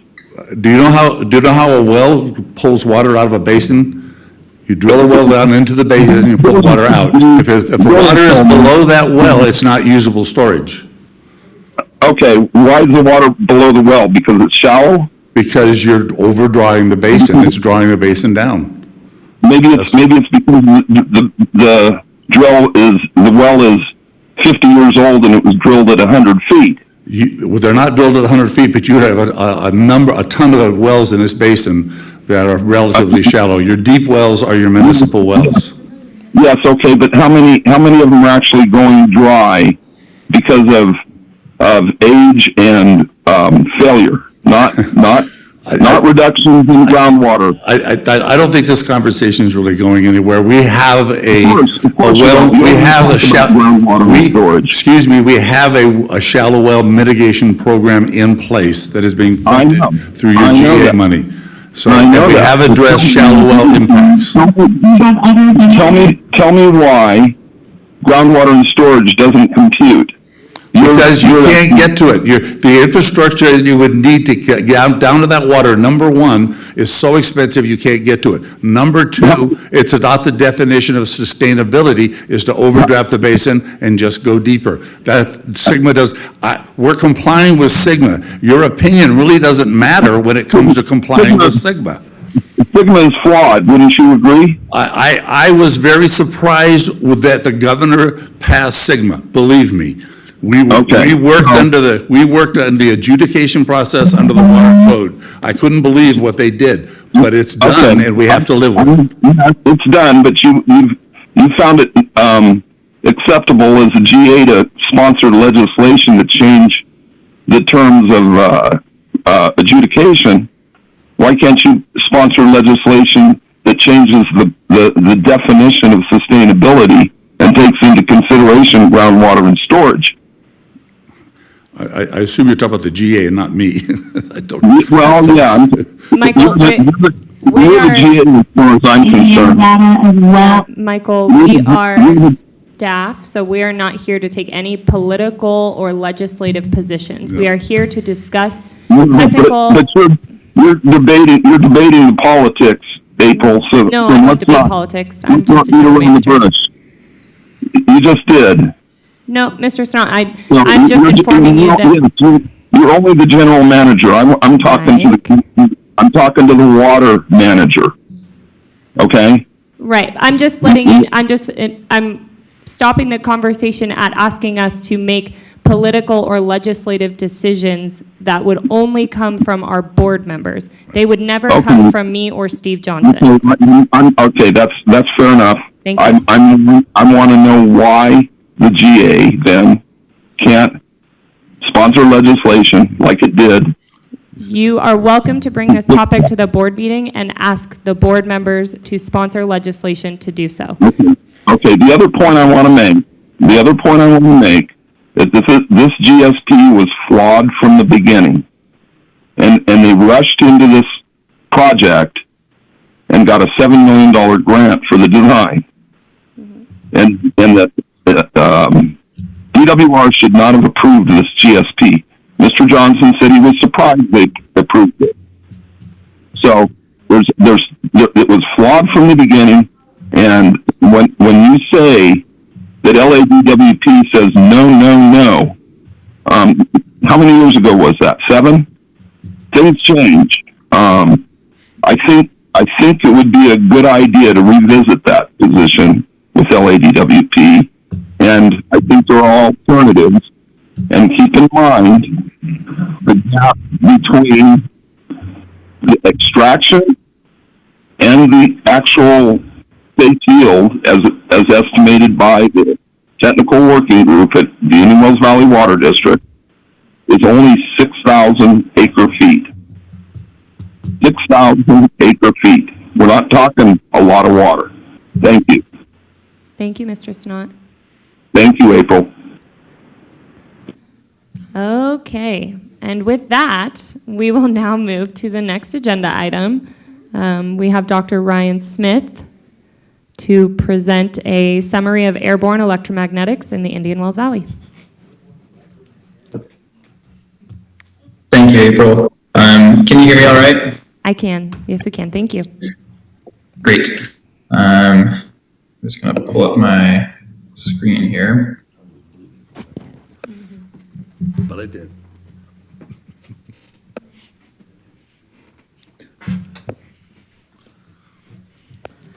I will be able to share your presentation. Okay. Do you prefer doing that? Yes, you'll be able to see it on the WebEx as well as we can see it in the room. Okay, perfect. All right, well, thanks for the opportunity to come here. I've been introduced already, so I won't get into that, but I will talk a little bit more about my background as I go into some of the details of this. So we're going to dive into the science a little bit. First, I want to talk about AEM. What is AEM? And I think most of you probably think of AEM synonymously with SkyTem, and I'll talk about what AEM is and what SkyTem is and how it can be used, as well as some of the best practices for using AEM for groundwater characterization, how it was done in the Indian Wells Valley, and what the implications are for the groundwater model. So go ahead and advance. Thanks. All right, so this is a fun photo for me. It's a photo that I took when I was a PhD student at Stanford. My advisor had a little funding and said, hey, where should we go? We can fly this survey for the first time in California to provide public data from AEM. AEM, by the way, should have said that first, stands for Airborne Electromagnetics.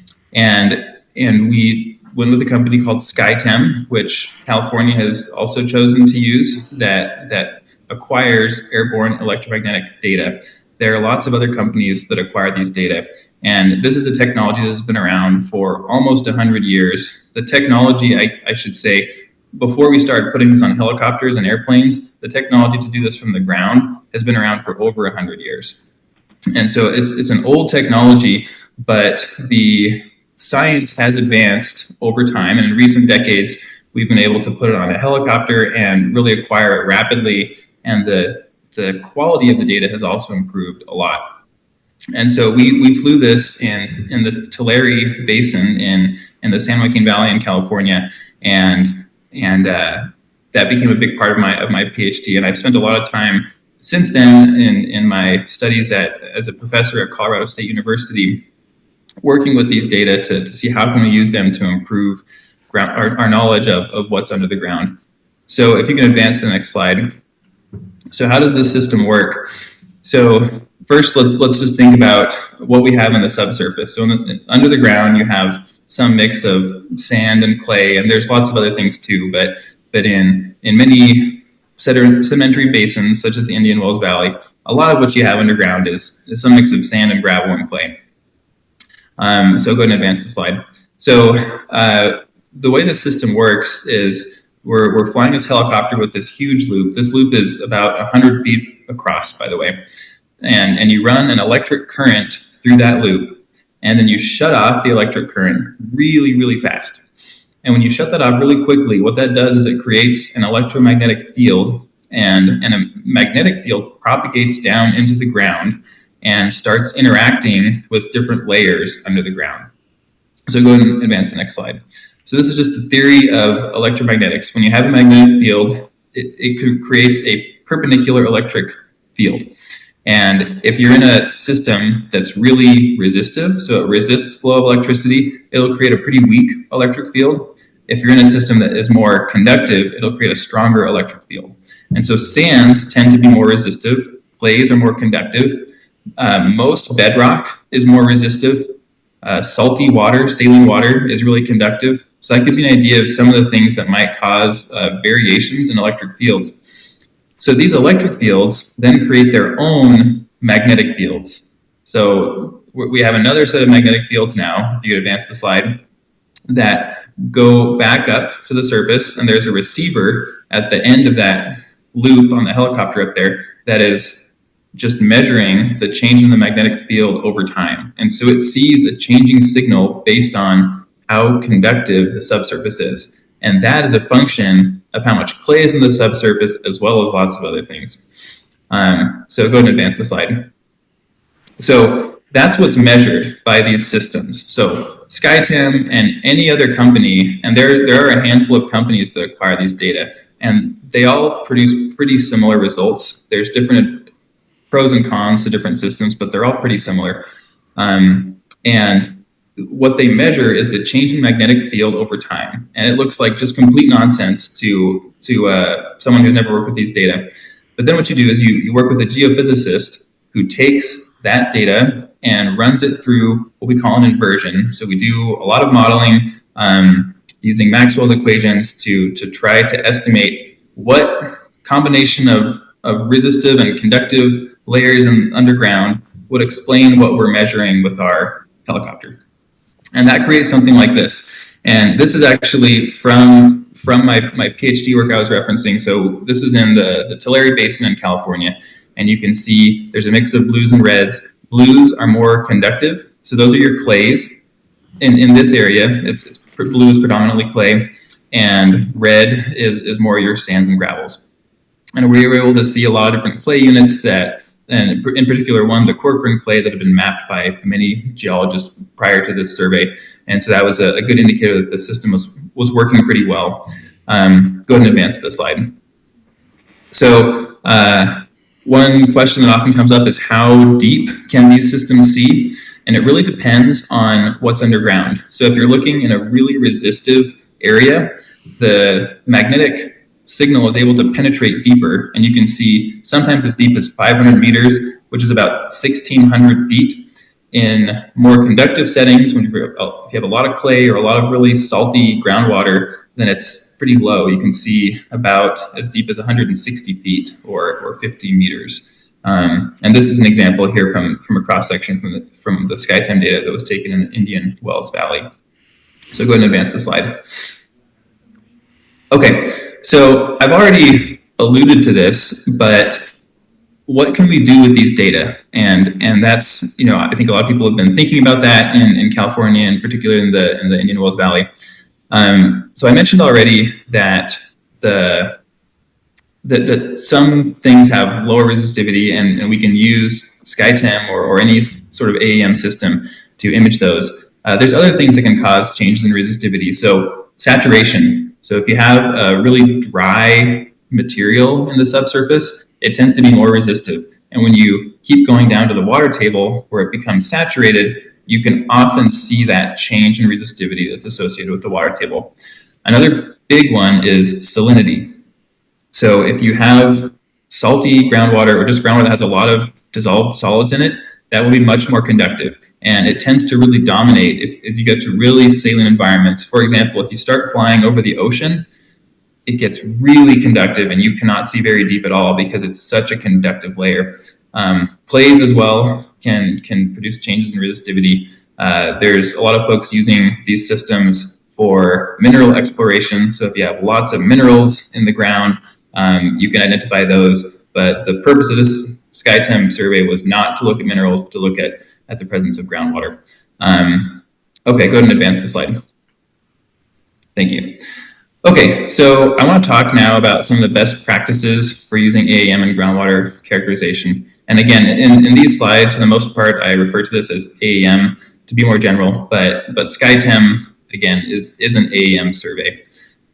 Okay, so how can we relate these electrical properties that we have estimates from with aquifer properties?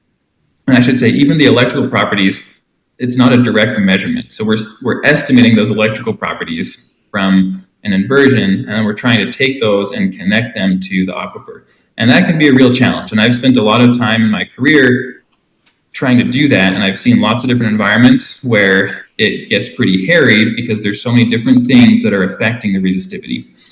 So the first step that you want to take is create what we call a rock physics transform. And I'll go over what that is in the next slide, but just briefly, a rock physics transform relates that resistivity that we have an estimate of to different lithologies that could inform groundwater. Okay, so we could also use this then to inform our conceptual model of an aquifer system. So just getting an idea of where, for example, where are our main clay layers? How thick are they? How deep do they go? Is there really shallow bedrock? Is there faulting that we can see really clearly? It can then be used in some cases to delineate groundwater model layers. There are some caveats to that I can talk about if folks have questions, because as I say, there's still uncertainty in that resistivity and in our interpretation of the AEM data. And I really feel that, I've seen lots of examples of folks working on this, and I think it really works best when you have an integrated team that includes a geophysicist, a geologist, and a groundwater modeler, because they each have their own domain, and if you just rely on one too much, then they often will make assumptions that can be less defendable for the broader interpretation. So go ahead and advance the slide. All right, so I'm going to reference these reports in this presentation, and so I just wanted to highlight them really quick. So the Rombel report from 2019 was the initial report that interpreted geology based on the SkyTem data in the Indian Wells Valley. And that was published, I believe, in June of 2019. Kang and Knight from 2020. So this was from the Stanford group, the same group that I used to be a part of when I was a student there, that developed a rock physics transform over the Indian Wells Valley.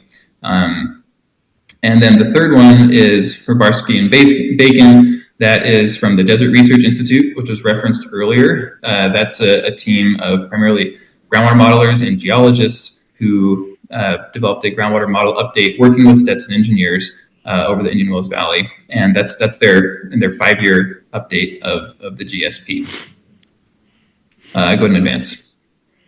Okay, so what is a rock physics transform? So as I've mentioned already, a rock physics transform relates the property that we're measuring with AEM. And I say measure here, we're really inferring it from AEM. But to simplify, I'm saying we're measuring it to lithology. So is it sand, is it clay, is it bedrock, for example? And the way that we always have to do this is by comparing the resistivity that we have from SkyTem with co-located geology data from real samples. And the reason that we have to do that is that the resistivity that's associated with a clay, for example, will vary a lot as you go to different parts of the country, different parts of the world. And I've seen it vary significantly. So you can never just go into an area and say, well, we're seeing a resistivity of 10 ohm meters here, so we know that this is X, because it really depends on the local geology. So it's absolutely needed to take information from wells that have been drilled and compare that with the SkyTem data. So what you do then is hopefully you have a lot of wells, and you can look at lots of different examples where you have clay seen in a well, and you can look at the estimated resistivity from SkyTem over that same interval, and then do the same with sand, same with gravel, and other lithofacies. And from that, you can start to estimate and say, okay, based on the local data that we have some confidence that resistivity of this value indicates that we have clay. So go ahead and advance the slide. All right, so there are some challenges with this approach, and this is a simplification because there's a lot more challenges than just this, but this is one of the big ones. In areas where you have, as I've mentioned, saline groundwater, the salinity of the groundwater will vary with depth and also over space, and that can make it really challenging to associate a resistivity to a certain type of lithology if you don't know exactly how the salinity of the groundwater is changing. So if you have, I showed here a simple case where we can say, hey, the groundwater salinity is not changing at all. We're just dealing with fresh water everywhere. And then you can often come up with a pretty simple rock physics transform where you say, hey, we're seeing that really, really commonly when we have greater than 15 ohm meters resistivity, we're seeing sand, and less than 15 ohm meters, we're really frequently seeing clay. And you could use that to make a pretty good inference of where the sands and clays are. But again, when we have high salinity, that starts to break down. There's other reasons why that can break down that I could talk about more if folks have questions. I don't want to get too deep into the weeds because I know this is a long night for you all, but I'm anyways happy to get into science if people want to get more deeply into the science. But I've certainly seen that in different areas I've worked in where that rock physics transform really changes a lot as you move across the study area, even over fairly small changes in location. So go ahead and advance the slide. Okay. So this is the Kang and Knight study. And what they proposed to do was to use a specific type of rock physics transform that explicitly accounts for dissolved solids in groundwater. And that can help us, if we know what the salinity is, we can then use that to make a rock physics transform. And this is the equation that they use. It's from the Waxman-Smits model. Go ahead and advance the slide. We won't dive too deep into that. And so, all right, so now getting into the history of when when and how I came into this, I was contacted by Stetson Engineers in, I believe it was late 2022, to review all of the reports that had been produced because they were interested in their model update in seeing if they could incorporate the SkyTem data, seeing how useful is it worth incorporating, is it not worth incorporating. And so I came on as a consultant working with Stetson Engineers, and I discussed a lot with them as well as with the team at DRI that was doing the modeling, the Desert Research Institute. And after reading all the reports, my recommendation for them was to use the data, but use it with some caution because there is a lot of change in salinity in the Indian Wells Valley. You can see this map.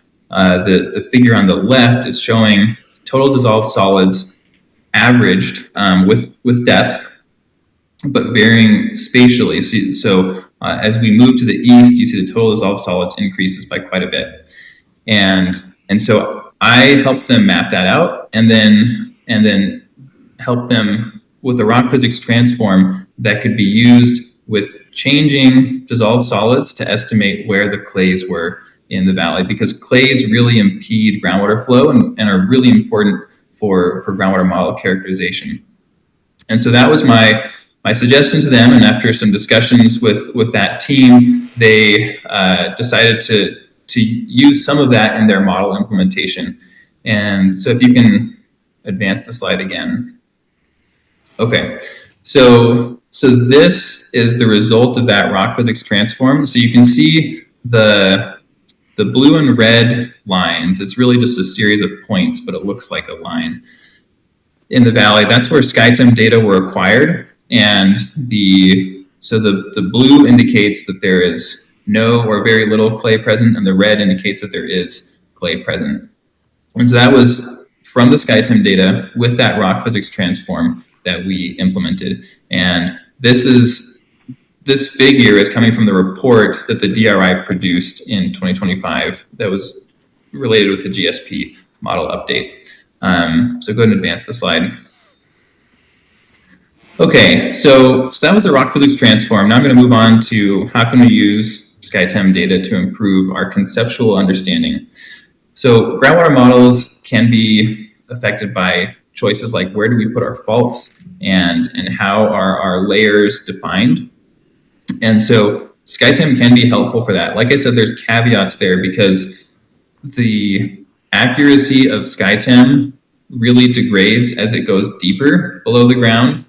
And anytime SkyTem gives you an estimate, it's never a perfect estimate because there's lots of different things that could be happening in the underground that would show kind of a similar signal that's measured by the helicopter. We call that non-uniqueness in science. And so there's uncertainty there. You never want to just blindly use the SkyTem data. It's always smart to kind of carefully evaluate where do you use it, where do you rely more on the well data. Go ahead and advance the slide. So one thing that was really apparent from the SkyTem data, and this was not my work actually, this was after I kind of shared the data with the DRI team and shared my interpretation, they did some pretty advanced interpretation themselves of the faulting that was present in the valley. So what you're seeing on the left here is the original report that was done by Rombol, and it was a fine report. One thing to comment about the report is that it didn't give enough information to just directly plug into a groundwater model, and they never do. There's a reason why there hasn't been a whole lot of models that have been implemented with SkyTem or any AAM data. There have been some, but they're fairly limited because it always takes, again, quite a bit of time to work through that process of how do you decide where to incorporate it and where to not incorporate it. But anyways, this report by Rombol identified some previously mapped faults, but they didn't draw them onto their interpretation or do any additional interpretation of faults that maybe hadn't been mapped by geologists previously. So the DRI team, what you're seeing on the right is from their work, and they mapped the full traces of those faults on top of the SkyTem data. And then they also interpreted some additional faults based on the SkyTem data, and they mapped that across the valley. So go ahead and advance the slide. So the figure on the left This is from their report again, but the figure on the left shows the initial 2020 GSP model, and the figure on the right shows the GSP model update and some additional faults that were included in their model. So go ahead and advance that slide. Thank you.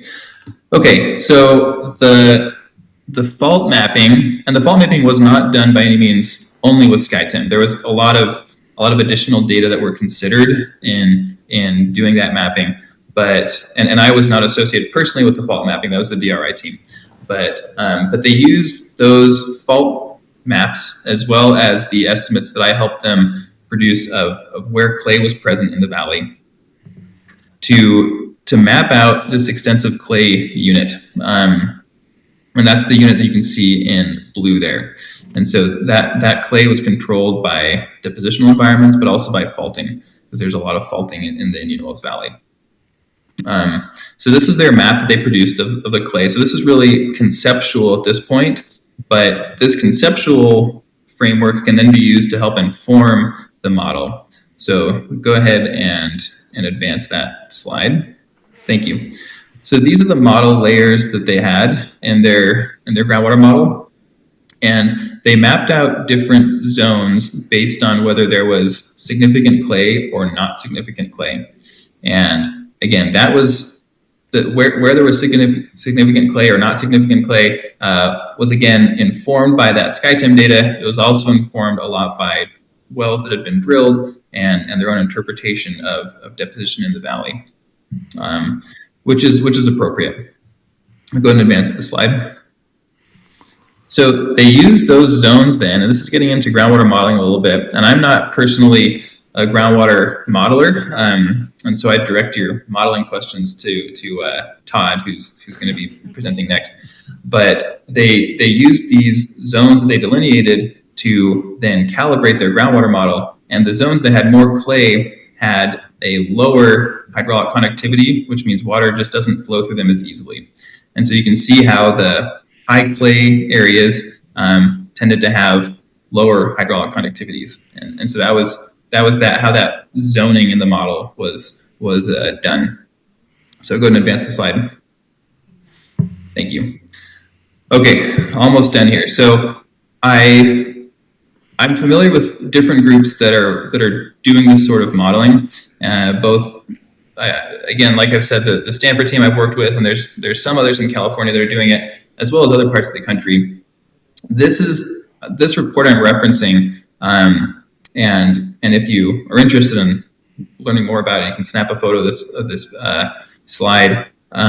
This was done by the U.S. Geological Survey in the Mississippi Alluvial Plain, so a different region. But this is the most thorough report that I've seen on building a groundwater model. This was a huge study, many years in the making. It had a very large team, a lot of funding, and they took a really similar approach. So they had an initial model that was already available, and they modified that model using different what they call facies that were defined by different resistivities from the AEM data that they used. They used a different system than SkyTim, but they produced quite similar results. And they then used those facies in their model calibration. So a really similar process that was done in that region. I've reached out to some colleagues who work in California. I've not actually been able to find a report on another groundwater model in California that has been informed with SkyTim data. I know a lot of people are working on it and working on implementing that. And I believe there have been some that have done that, but it does take some time to build that into your model. So anyways, I was happy that DRA was able to pull it into their model with a good geologic interpretation to go with it. Go ahead and advance the slide. Okay, so wrapping this up, AEM data really are a valuable data set for extending our lithology estimates that we get from wells beyond what's available from well data. Because wells, when you drill a well, you just have information in one spot. I like to talk about it like back in the olden days, they didn't have MRI technology and x-rays and things like that, and they would just do exploratory surgery, which sounds so scary to me. But now we have MRIs, and we can really get a good idea of what's in our bodies through these tools. And it's a really similar approach with studying groundwater systems. We can image them a lot better now and basically see in between these wells. A big strength that they have is mapping clays. Because of their resistivity contrast with other materials, it's not as good when there's not a big change in electrical properties with materials. So it really shines with mapping clays. So the AEM data were used in the Indian Wells Valley to map out the presence of clay. They were also used to improve existing maps of fault and delineate new faults. And these new maps were then used to help define distinct, I should really say zones here. The layers didn't change in the model, but the zones did. In the groundwater model. And I really felt that the methodology used by Rybarski and Bacon in that report followed best practices and was similar again to other AEM modeling efforts. So that's all I have. I'm happy to take questions if folks have questions. It seems there's a lot of great questions, so happy to take them if folks have them.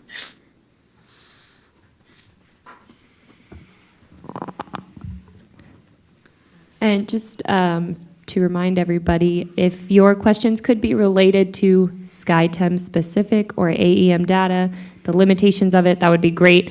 Next is going to be the groundwater modeling, where the floor will be very open to discuss all things water, recharge, infiltration, things of that nature. But Dr. Smith is joining us from a different time zone, so it is getting late. Hello.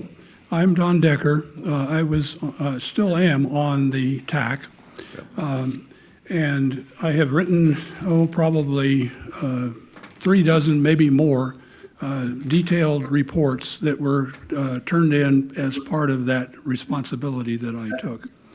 I'm a physicist, and a lot of the SkyTem work is very familiar to me because when I worked for the excuse me.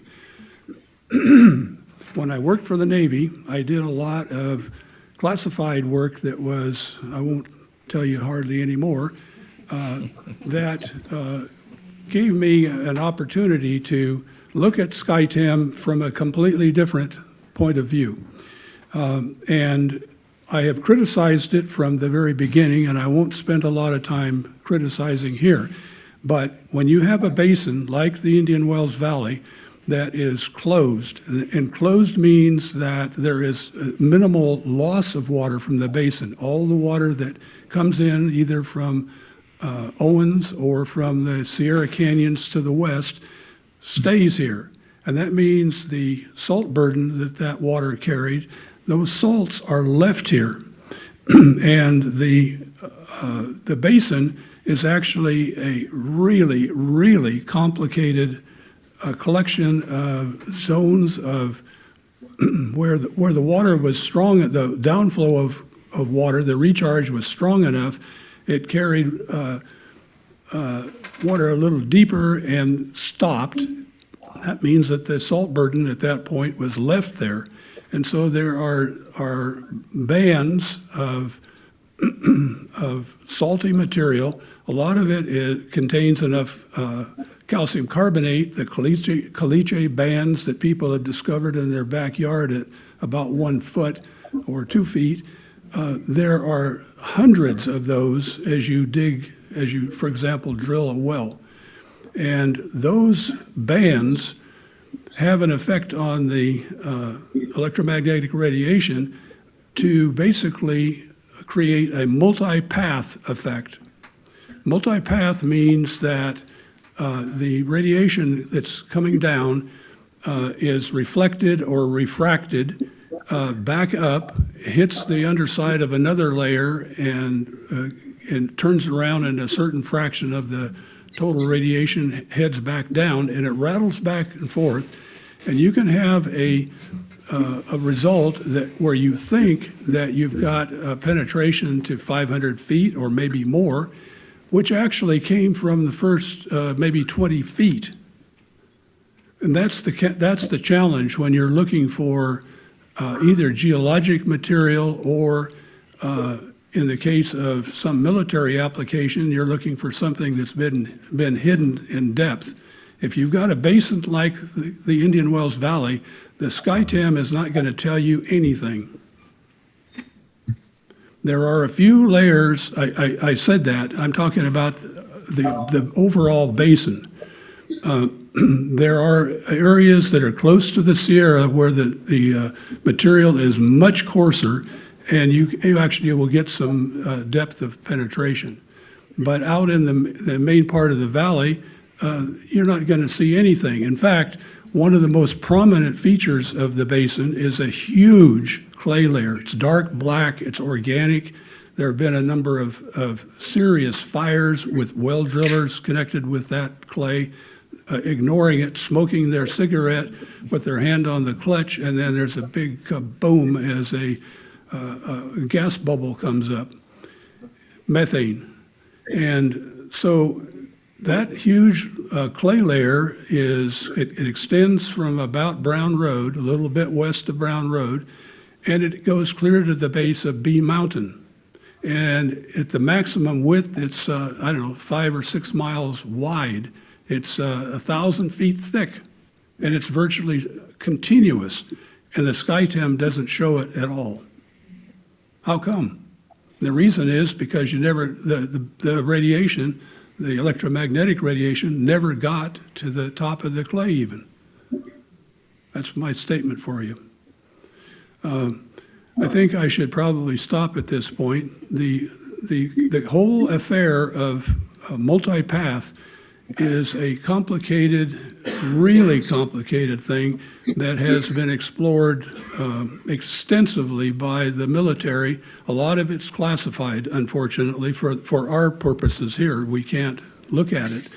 But I can tell you the consequences of it are confusion. And the truth that's in the SkyTem data is coming from the wells that were drilled that are used to calibrate, if you want to call it that, the SkyTem results. It's the well data that actually has the truth, not the electromagnetics. Thank you. Yep. Thank you, Don. Okay, thank you, Don. Just, I guess, I'll say a couple things. I'll try to keep it brief. So we did see clays with the SkyTem data, and if you look at there's a few reports that talk about this, where you show a well that's drilled down, and you can see when it hits clay and it lines up really beautifully with the SkyTem data. There were cases where we did not see the clays as well, and I agree with you that salt is one of the big culprits there.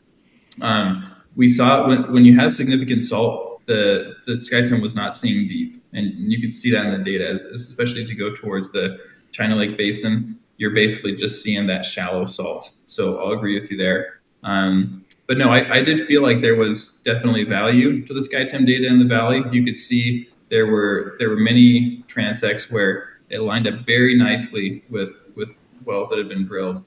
And in those regions, I think you have more confidence in interpreting in between those wells. I certainly agree with you that you never want to ignore the well data. It's very high quality. We talked about data quality in this region, and it's good. The data quality from the wells is much better in the Indian Wells Valley than it is in the Central Valley in California, where I've spent a lot of time working. So I do give high confidence to that, like you. Yeah, I think that probably sums up my response to that. Yeah, the areas where SkyTem data actually is coming from penetration to depth is close to the Sierra, and you don't have to go out very far, and you are in a territory that is questionable. And I put that, I guess, in quotation marks. It's virtually impossible to interpret. You don't see 1,000 feet of clay or anything like that, and that huge clay layer is the most prominent thing in this whole basin. The Navy drilled maybe 100 wells, maybe more. A lot of them were not ever cased and are not even recorded. You don't discover them until you're wandering around. The clay layer extends about to the north, the end of the snort track. It's a couple of miles from the south, the fence on the south side, 178. And you simply aren't showing it. And it is absolutely gigantic, huge. And you can't show it because your radiation, the electromagnetic radiation, doesn't reach it. You think it does, but multipath is killing you. You need to, to realize that this basin is not like the Central Valley, and it's not like the coast, where you've got material that actually will allow the limited power that you've got in your signal to actually get down to depths. Otherwise, it's just rattling around. Don, can you tell me what wavelengths you worked with when you were working in the Navy, or is that classified too? Well, there's a whole range of wavelengths. You're not working with a single wavelength either. No, I'm not. But these are very long wavelengths relative to a lot of the electromagnetic work that's done. I do a lot of work with INSAR as well, which is much shorter wavelength, where you have a lot more of these refraction issues that you're talking about. We get really, really long wavelengths with time domain electromagnetics, where this is not really, and we could have, maybe if you want to discuss this in greater detail, this is getting into maybe like a scientific debate that we could get into further. But these are very long wavelengths relative to a lot of electromagnetic radiation work that is done. So I'd be curious to chat with you more about that. But as I said, I mean, we look at the data, and I remember going over this with you a few years ago, and you can see some of these snort wells. I don't remember exactly which snort well, where they see a clay and you see a drop in resistivity when you hit that clay. And we could pull it up together and go over it, but I don't want to argue too much on this point, because I agree that there are limitations in the data. And anytime the data does not agree with the observation from the well, if you have high quality well data, which you do in this region, I would trust the well. So I think largely we're in agreement on how to use the data. And the DRI certainly did that. There were certainly regions where it did not agree well with the well data, and they trusted the well data. Yeah, the one area that you did get some data that may actually make some sense is the data near known faults, or maybe you've actually discovered some unknown faults. But even there, you're showing what amounts to a dip for a fault that is, the fault is vertical, and the faults in this valley are not vertical. They've got 45-degree dips, and that isn't shown either. You've got something that is superficial. It's not, the depth part of it is just simply not there. So I can't comment on the fault interpretation because I didn't do that. That was the DRI. Yes, that's correct. I don't think we should go any further with our discussion, except that I'm pointing out some difficult problems, and I think the thing that is missing from your interpretations is the realization of how complex this basin actually is. There isn't just a clay layer. There is caliche and clay over and layers over and over and over and over in most of the well drilling that you will actually look at, unless it's actually over, for example, over that huge clay zone. And then once you reach it, it's just the same clay for 1,000 feet. Yeah, and that's what we were really trying to map, was that clay you're referencing. And I understand that you're never going to have pure sand, or at least it's not common. But in modeling, you typically you need to make some aggregations. You can't model every single interbedded layer. And that's something, like I say, Todd's the modeler, not me, but that's kind of the approach that they were taking. Yeah, I understand that, and I understand why you're doing it, but it's not realistic. There are, dozens at the very least of zones of high conductivity way above the top of the groundwater. And the conductivity is seawater-like and higher, even though it's unsaturated, because the salt concentration is so high. Yeah, The plants, as you get further into the plants here basin, know you all can- about that deeper salt zone, the zones that are there. And you'll have places where nothing grows except weeds on the top of the ground. And the reason is that once they penetrate their roots down 10 feet, they hit a deposited zone of that we call caliche, or sometimes it's not that dense, white, salty material, and the roots, anywhere near it, they can't actually produce a plant. Yeah, I'll never argue with you that salt makes it extremely difficult and often impossible to interpret AM results. Essentially, all you can tell is that there's salt there when it's very saline, or you have high salt concentrations.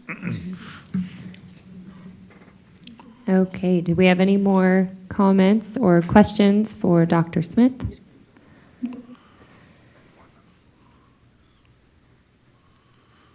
Oh, we got one on the phone.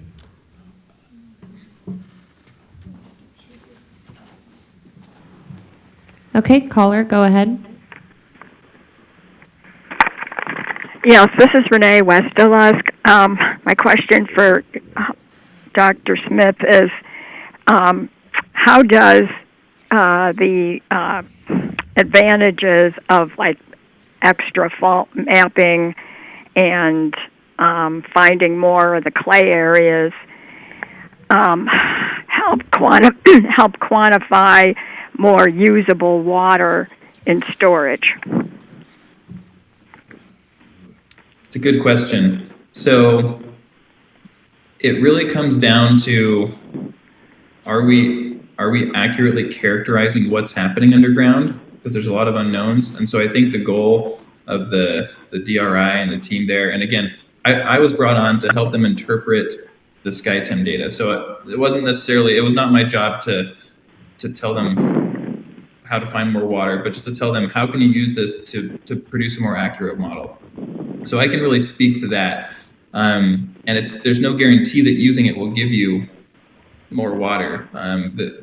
You're just hoping that at least what you're modeling is as close to reality as you can get. There are ways to use SkyTem to identify areas where you might recharge your aquifer. You don't want to put all of your water right on top of a clay where it's just going to sit on top of it and maybe even evaporate. You want to put it somewhere where it's going to seep underground and hopefully get underneath the clay and get to the aquifer that you're targeting.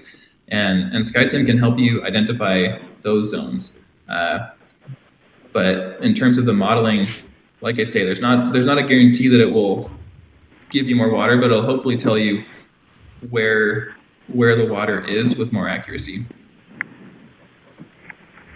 Okay, thank you. Yeah.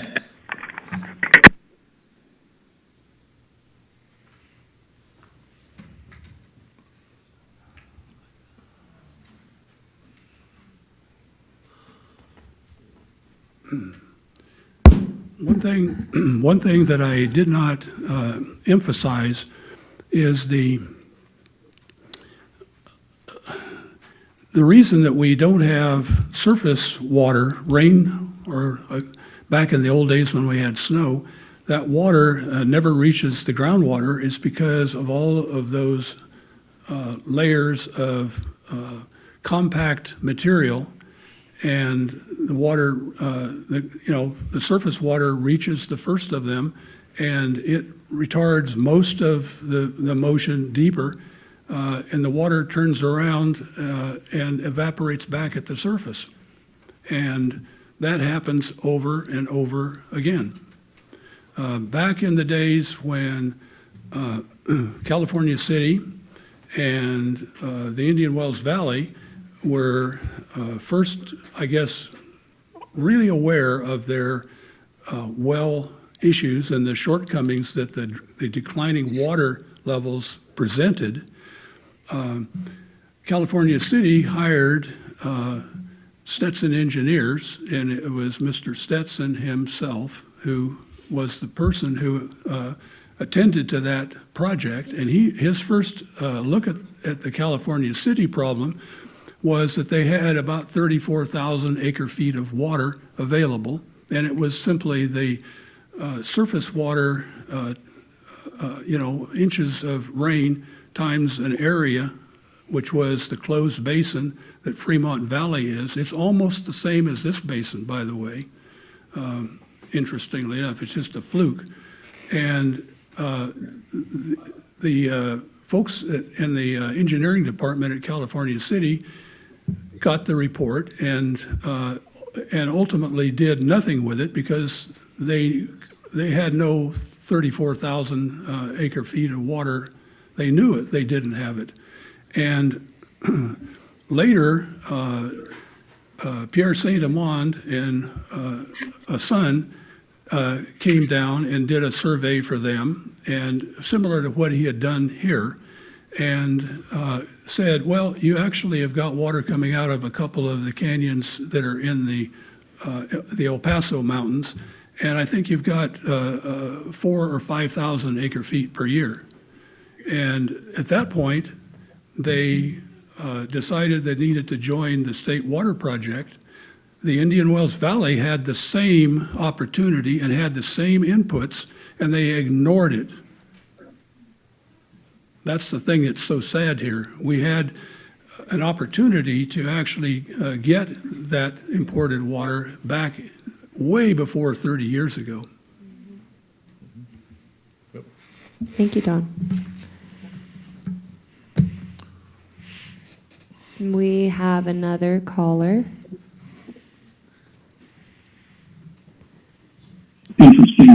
Caller, go ahead. Please remember to mute your streaming device. I did it.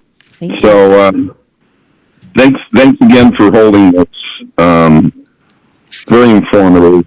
I wanted to ask a similar question to Renee.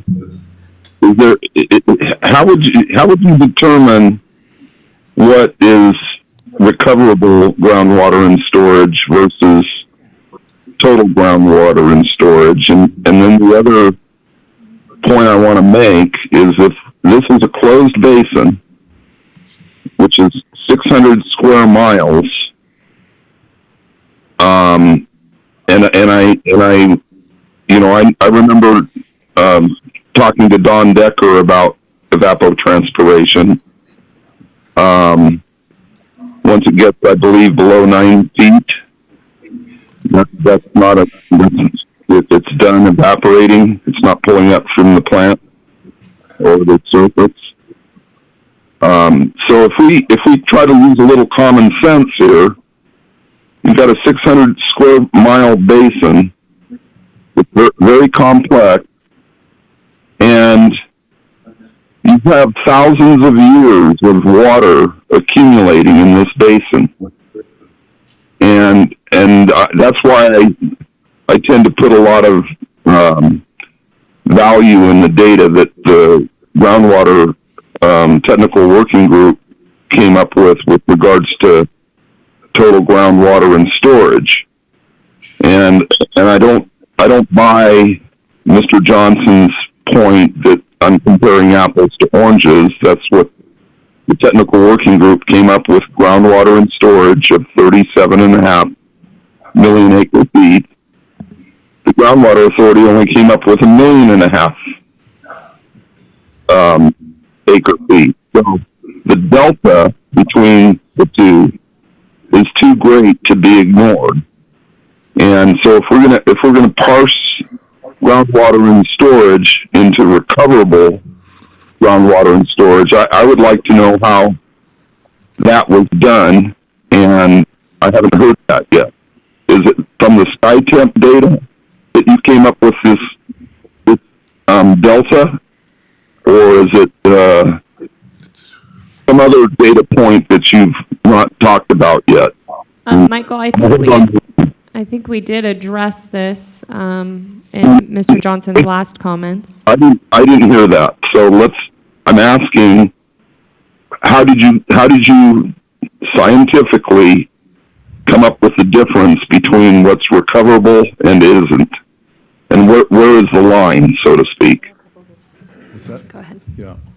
Well, in answer to your question, we did it, but we also followed what USGS and DWR did. They did this exactly the same thing. And it's basically the water that you can reach with normal depth of wells. And it's pretty simple across the aquifer of the basin. So what is it's described in the GSP. What is the level?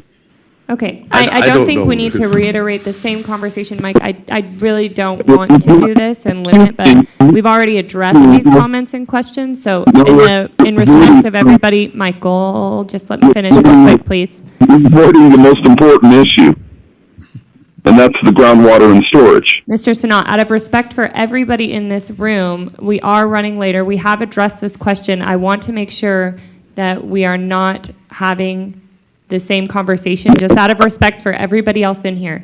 That's fine, but this is an important question. I think they're all important. I'm not saying it's not, but we have addressed it, and I just don't think you're getting the answer you want, unfortunately. No, I haven't heard an explanation of how you differentiate between recoverable and non-recoverable. Mr. Johnson has been very clear on that factor.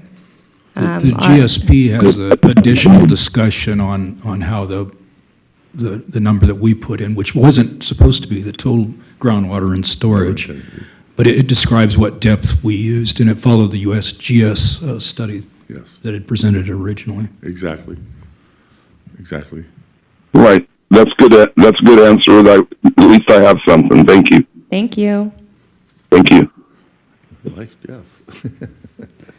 Okay. Do we have any other comments for Dr. Smith?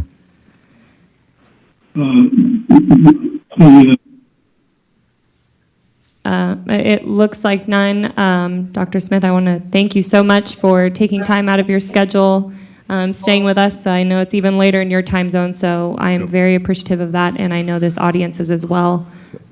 His presentation will be made available on our website, which is new. It's still in the merging process, but I will have all these uploaded. And if you have any questions for him that come up after the fact, you are welcome to send them my way, and I will shoot them over to Dr. Smith. Yep.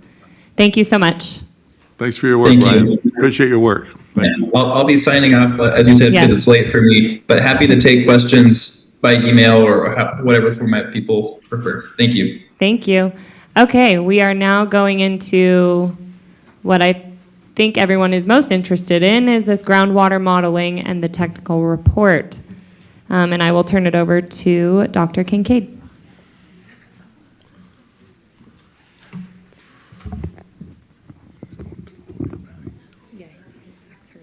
Oh, it is. Thanks, April. I appreciate that. I appreciate everybody hanging in here long. It's getting late. I appreciate it. My name is Todd Kincaid, and in full disclosure, I was hired by one of those evil lawyers we heard about earlier to help advise them as to the hydrogeology in the Indian Wells Valley. And very specifically, I'm not from here. I'm from Reno. I've spent a lot of time, my entire career, focused on hydrogeology and groundwater, and a lot of it in places just very similar to this in Nevada. But most specifically, what I was asked to do two things. I was asked to look at the historical literature, so like what had been collected by previous scientific investigations through time as pertains to what we have heard a lot about, safe yield, which essentially, from a hydrogeology standpoint, comes down to understanding how much water comes into the basin, right? So that's first task, was to get an understanding of how the understanding of that value has evolved over time. And then the second thing I was asked to do was to look at 2 groundwater models that have now been developed and are competing groundwater models. There's one that has been developed by the Groundwater Authority for the GSP, or it was actually developed originally by DRI for the Navy, and then it was adapted or modified through time, ultimately becoming used for the 2020 version of the GSP, and then it was revised further, and there's now a 2025 version that is part of the 2025 update to the GSP. And then the Water District has also commissioned the development of a groundwater model, and those 2 models say very different things. So I was asked to look at the 2 different models and to assess, give an opinion about strengths and weaknesses. So that's like I said, in full disclosure of that. So I'll start with this. I'm not going to go. April gave a great introduction to me, but if you want to know more about me, my company's name is GeoHydros. It's GeoHydros, and you can do that.com, and you'll find out quite a bit more about my background and what projects I've been engaged in through time.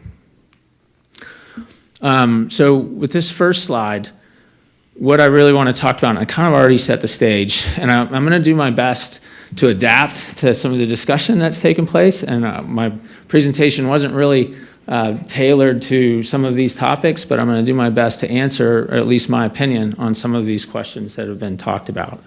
So first of all, closed versus open basin, right? So I believe that in my opinion, and I believe that the very strong scientific consensus is that this is a closed basin, or for all practical purposes, a closed basin, which means that the water that comes into the basin as recharge or inflow into the basin discharges from the basin. So there isn't any flow that's moving through the basin that could be tapped by wells so that it's like being lost to an adjacent basin. So as an example, I like to look for colorful examples or metaphors for these kinds of topics. One of the areas that I'm often asked to work in are coastal basins. And as a hydrogeologist that's been doing this for a long time and learning from the people that came before me, our earliest objective as a hydrogeologist was to capture water that take it away from where it was otherwise going and put it to human purposes, right? That's fundamentally what my field started out as being focused on. And in coastal areas, we had a term that's called wasted to tide. So groundwater that was flowing out to the sea, we would look for ways to intercept that so that it wasn't wasted. So metaphorically here, there have been some ideas in the past that there was groundwater wasting, so to speak. There was groundwater flowing through the rocks, maybe even as far away from the other side of the divide from the Kern watershed, and flowing underneath the valley so we can't see it, and then escaping through those same rocks out the other end of the valley. And that if that water really did exist and you could intercept it, then that would be a great addition to your water supply. There was a fair bit of money and time spent to investigate that hypothesis, and it turned out that the data that was collected from that work didn't verify it. So as a consequence of that, like I said, the idea is it is a closed basin, which basically means it's like a bathtub. So one of the things I suggest is envision in your mind a bathtub, and you turn the faucet on, and it is filling the bathtub. And then you put a straw in the bathtub, and you start sucking water out of the bathtub. And if you suck the water out faster than the faucet is filling it, the bathtub will eventually empty. And that is the situation that this valley is in. And we've heard some testimony, or some, not testimony, I'm too much with the lawyers, people talking about historically. So some of the earliest reports I looked at, and I'm going to go through those soon, in my opinion, one of the best was done by the U.S. Geological Survey. Two people, two men, Kunkel and Chase, they published a report in the 1960s. I believe it was 1969. It was a very detailed, especially for that time, assessment of what at that time was a very unpopulated place. So it was very uncharacteristic that such a detailed study would be done, in my opinion, of a place like this. But that in that study, they determined that, and cited, that the basin was already in overdraft, that you were pulling more water out than was being poured into it. And they were concerned, and they said that it needs to be addressed because the water levels will continue to go down, and that will cause multiple forms of harm to the basin. So as far as my review has revealed so far, the idea that the basin has been in overdraft, that you're taking more water out than has been coming in, has been published for quite a long time. And so that's one thing to kind of, I hope that you will keep in mind for a second. All right, so now let's, is this a pointer too, by chance? No. No. Okay, so on the slide, I'm obviously showing, I'm sure by now, I'm guessing that you can all recognize it as your home. This is the Indian Wells Valley groundwater basin shown in the blue line, and the arrows are reflecting water that's moving into the basin. And so really to focus on the blue arrows, you've got some water that's coming into the basin through what we call mountain front recharge. And there was some one of the questions earlier, what I think was related to that. So essentially, the precipitation in this area, there's larger amounts of precipitation as you go higher up in the elevations, and that precipitation collects and it starts to flow down, and it doesn't make it, a lot of it doesn't make it all the way out to the valley floor. It infiltrates into the ground, and that's your source of water. That's the dominant source of water. Now there has been some discrepancy or some disagreement about the distribution of that. And it continues to evolve today in terms of exactly where it's coming from. But the number has very largely been pretty consistent in terms of the magnitude. But so those blue arrows are coming in, and generally there is a consensus that the Southern Sierra is the largest contributor of mountain front recharge to the basin. So that would be the blue arrow on the southwest side coming into the basin. And the magnitude and distribution of the rest of them, like I said, have been debated. So the main, there have been some discussion about some other sources. One of those is groundwater that's flowing from the north through Rose Valley and maybe contributing into the basin, maybe another form of inflow. And that is also right now debated. Different scientists are quantifying that very differently. And then finally, there has been for a long time, like I said, there's this idea that groundwater is escaping from the basin. And that was, for a while, that there was a hypothesis that number was very, very large. And like I said, that was largely disproven. But I think that the consensus is still that maybe there is a little bit of loss out to the Salt Wells Valley. I think it's maybe on the order of 100 acre-feet per year or even less, so not very much. So fundamentally, this is a closed basin. Now, the next thing, and I'll show that a little bit more detail in a second, but one of the great things about a closed basin, from my perspective, is that it actually, from a hydrologic standpoint, it's pretty simple, because it becomes increasingly like, another analogy I use is your checkbook.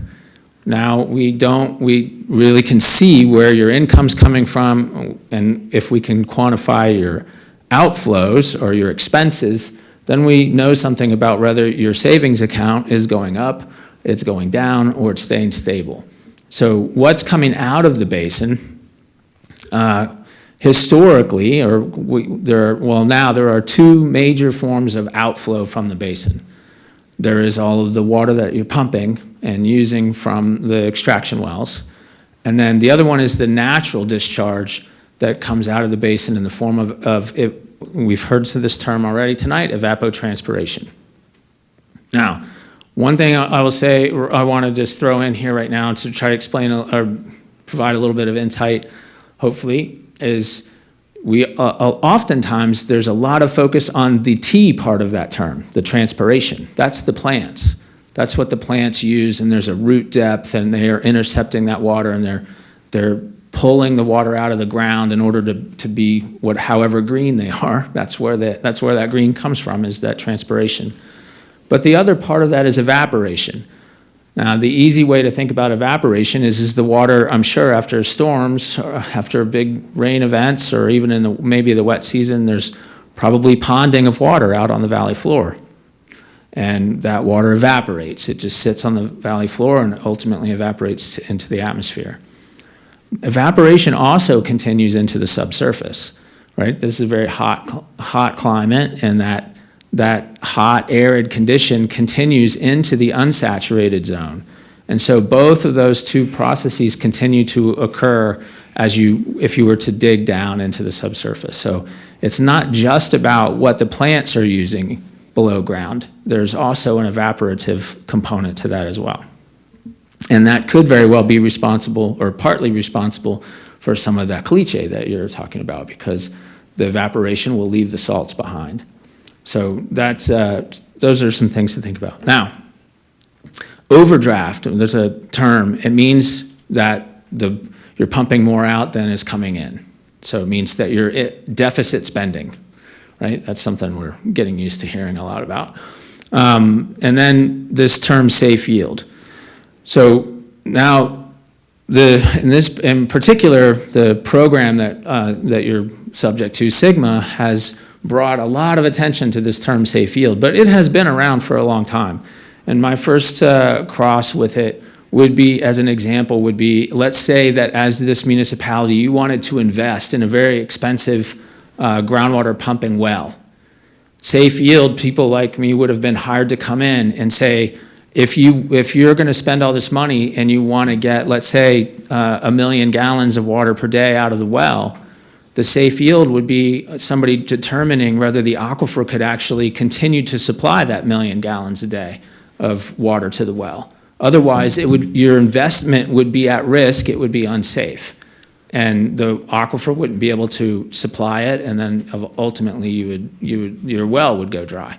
So in other words, the focus on your investment rather than let's say, the environmental impact. So that's where that term came from, but it still applies here.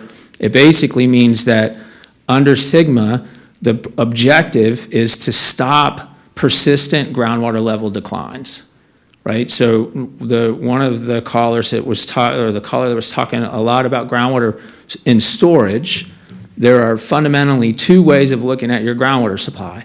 You can look at the groundwater supply as an unending, forever present source of water to the community. That would be the sustainable source, and it has the magnitude of that source cannot be more than the total inflows. The other way to look at it would be like a mine, and you could say, I want to mine it, in which case that you have a life expectancy on that resource, just like a gold mine or a limestone quarry or anything else, and once the ore is gone, your resource is gone along with it. So I'll come back to that a little bit as we go. All right, so when it comes to determining what are the total inflows and what's that safe yield, I'm going to work us towards a fundamental equation in hydrogeology, and here I think I'm probably in the presence of at least one or two actual rocket scientists, and I would say that hydrogeology is not rocket science, so our equations are really pretty simple. So the real fundamental one is that the sum of the inflows has to equal the sum of the outflows. It's really pretty much that simple. And if we do that, if we use that equation and we build on it, we can learn a lot about what's happening in the basin. So in this case, because it's closed, the sum of the inflows is really, we're looking at that mountain front recharge. What's happening to that mountain front recharge dominates that condition. The sum of the outflows would be pumping plus evapotranspiration. And so now what is safe, just conceptually, you have to account for that natural discharge. If forget about environmental anything, about wanting to protect GDEs or whatever else. If you can't devise a way to intercept that natural discharge, then if you don't account for it and you just take all of what you calculate as total inflow, you will still be in overdraft. Your groundwater levels will continue to go down because there's still going to be that water going out to the evapotranspiration. So either two things have to happen if you want to stay sustainable. Either you have to reduce the amount that you take because in recognition that you're incapable of getting all of that natural discharge, or you have to go to the table and devise a new plan, construct new wells located in different parts of the basin so that you can take it. So those, and if you do that, then you're going to cross paths with all kinds of other environmental issues, but forget about those for a second. You got to do one of those two things if you're going to be sustainable. And I'll come to the mining option a little bit later. All right, so that's those and less things. All right, so here we come to mass balance. This usually the place, and I'm feeling a little bit at odds here, so might be a little bit aggro here tonight, but this is usually where I say that, number one, mass balance is a first premise of science, and really what it means is there's no magic. There's no magic source that's producing water. So really it does come down to this inflows plus outflows equals the change in storage. And the whole purpose of sigma is to make that change in storage zero. So that's what the law that you're currently bound by, that's what Steve was talking about. That's the objective, is to figure out how to get to that point where you keep that change in storage to be zero.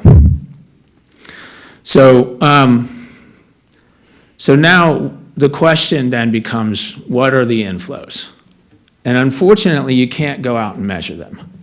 We've heard some talk about the AEM data and looking for water and clays and sands, and there's all kinds of things that we had some data that was presented that shows like you can measure some of the streams, and if you wanted to, you could probably go out and find a way to measure all of the streams, which would be awesome, but that's not currently what's happened or what you have. But nonetheless, you can't directly measure how much is going into the ground. So we have to estimate it. We have to measure other things that we can get to and then try to back out what that total is. Now that hydrologic equation and the fact that you're in this closed basin offers an opportunity, which my predecessors from long ago who were, in my opinion, pretty wise, recognized that Kunkel and Chase report that I told you about. Because what they recognized is if they could estimate how much evapotranspiration was taking place in the valley prior to the onset of substantial groundwater extractions or groundwater pumping, that would provide a pretty solid measure of how much water is coming in. As long as you assume that what was happening in the past fundamentally is the same or similar as what's happening today. In other words, we haven't had some massive change in climate or something that would affect the total amount of water coming in. And I think generally that has been agreed that what was happening 100 years ago in terms of the overall climate and contributions is probably similar to what's happening today. So that was a really powerful as pretty powerful recognition, and that's what they set out to do in 1969. And actually, they were building on work that was done even before them in 1912 by a man also from the USGS by the name of Lee.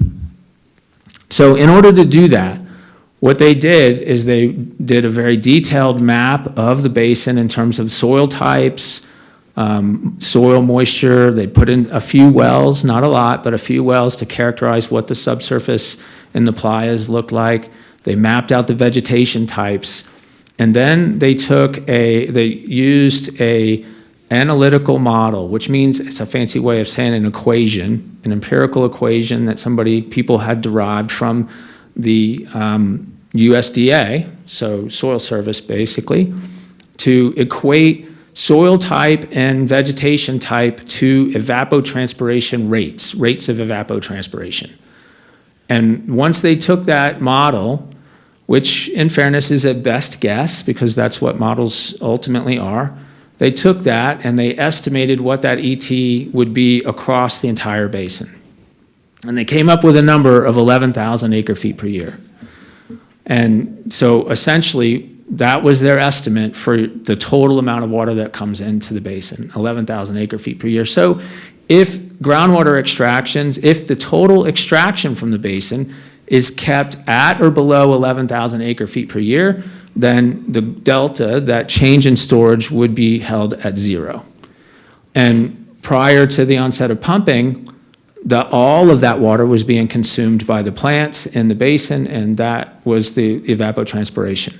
The objective of human development is to intercept some or all of that water so that you can put it to your own purposes. And so that's what started happening, only as is most often the case, it wasn't happening with a specific plan or goal. The wells weren't drilled and installed with the specific purpose of trying to intercept that. And as a consequence, you never have. There's still evapotranspiration taking place from the basin, and therefore you never even had close to 11,000 acre-feet per year available to you in order to keep the change in storage from going down. And that's in fact what was already happening as of 1969, and the basin was apparently in overdraft at that time. And one of the things that Kunkel and Chase recommended was to consider a more thoughtful plan for your wells, right? Like go and instead of just focusing on the wells being drilled where they are convenient, drill the wells instead where they might have a better chance of intercepting that evapotranspiration and be able to take that water out. Of course, that would be expensive, and you'd have to move water around, and you'd have to negotiate access and all kinds of other things. And for lots of reasons, I'm sure, is why that never happened. But nonetheless, that's where we are. So that was what I would consider one of the most definitive studies on how much water you have available that has been done even to date. Now, as we move forward, there were other studies that were done. A lot of them were various forms of modeling, and by modeling, I might mean a numerical groundwater model, which I'm going to talk about later. There have been multiple models built for all or parts of the Indian Wells Valley. But they could also be different types of analytical equations that were applied in different places and various types of ways of looking at it. So various people through time made other estimates of total amount of recharge or inflow coming in the basin. In my opinion, those were largely modeling, therefore sort of, that's a fancy way of saying guesswork. Whereas the 1969 study was rooted in, at least substantially rooted in field work and actual measurement and observation. When's the next time we get to actual measurement and observation? You fast forward to 2016, and DRI is hired by the Navy to help them assess how much groundwater and what's happening in the basin. And they came out and they did their own study of evapotranspiration. And largely what they were trying to do at that point is understand what was actually taking place in 2016, because they went on to build a groundwater model, and that's one of the things you have to tell the model is how much water is coming out. But in the process of doing that, one of their conclusions was that the analytical equation, the analytical model, the GESS from USDA that was used in 1969 by Kunkel and Chase was by the 2016 standard very primitive. And it was likely overestimating how much evapotranspiration was actually occurring. And they concluded that magnitude of that overestimate was likely between 33 and 66% too much, which means that according to that 2016 study, the magnitude of amount of water coming into the basin is substantially lower than 11,000 acre-feet per year. Fundamentally, and I'm paraphrasing for the sake of time, and I definitely don't mean to offend any of the researchers that put a lot of time into the work that came after, that were part of the 2016 and the work after that. But fundamentally, what came out of that study was that 7860, and that has pretty much has stuck since then. Okay, so that's pretty much where that comes from. It wasn't purely from evapotranspiration. They recognized ET. They also did some work to, again, relying on modeling, analytical modeling and relationships to estimate directly how much of the rainfall that could be mapped that's occurring in the higher elevations. By that I mean above 4,500 feet. Look at the magnitude and distribution of that rainfall and use these analytical equations that have been developed in similar types of basins as this one to estimate what the total recharge would be. And so it's between the evapotranspiration studies and recognition of the 11,000 being likely too high and their own direct forward estimations using the rainfall recharge correlations and estimations that they came up with that 7860. So that's where that really came from. So so that's what this slide, I should have jumped here, so I apologize. But so fundamentally, they came up with these estimates and then they went and they distributed it. And that distribution is now moving around a fair bit, but the magnitude, at least in the GSP process, has largely been held the same. One of the things that that they estimated was the inflow from the Rose Valley, and again, that part is being currently debated. Some of the new modeling efforts are showing that there's perhaps more what we would call mountain front recharge and less inflow from Rose Valley in that exact same area. And so a person like me, I really don't care whether it's inflow or mountain front recharge. It's more about the number and the spatial distribution that matters. So, but you will see some of those kinds of things in the documentation. And then these are some of these other studies, like I said, that the ones that I'm listing here are largely, they are numerical groundwater flow models, and I'm going to show a little bit about what that means in a minute.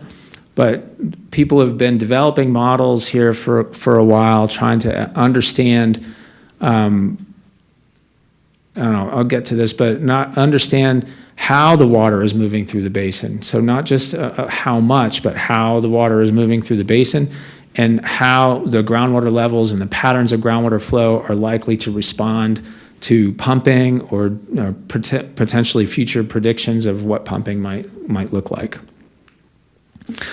So this table, hopefully you can see this.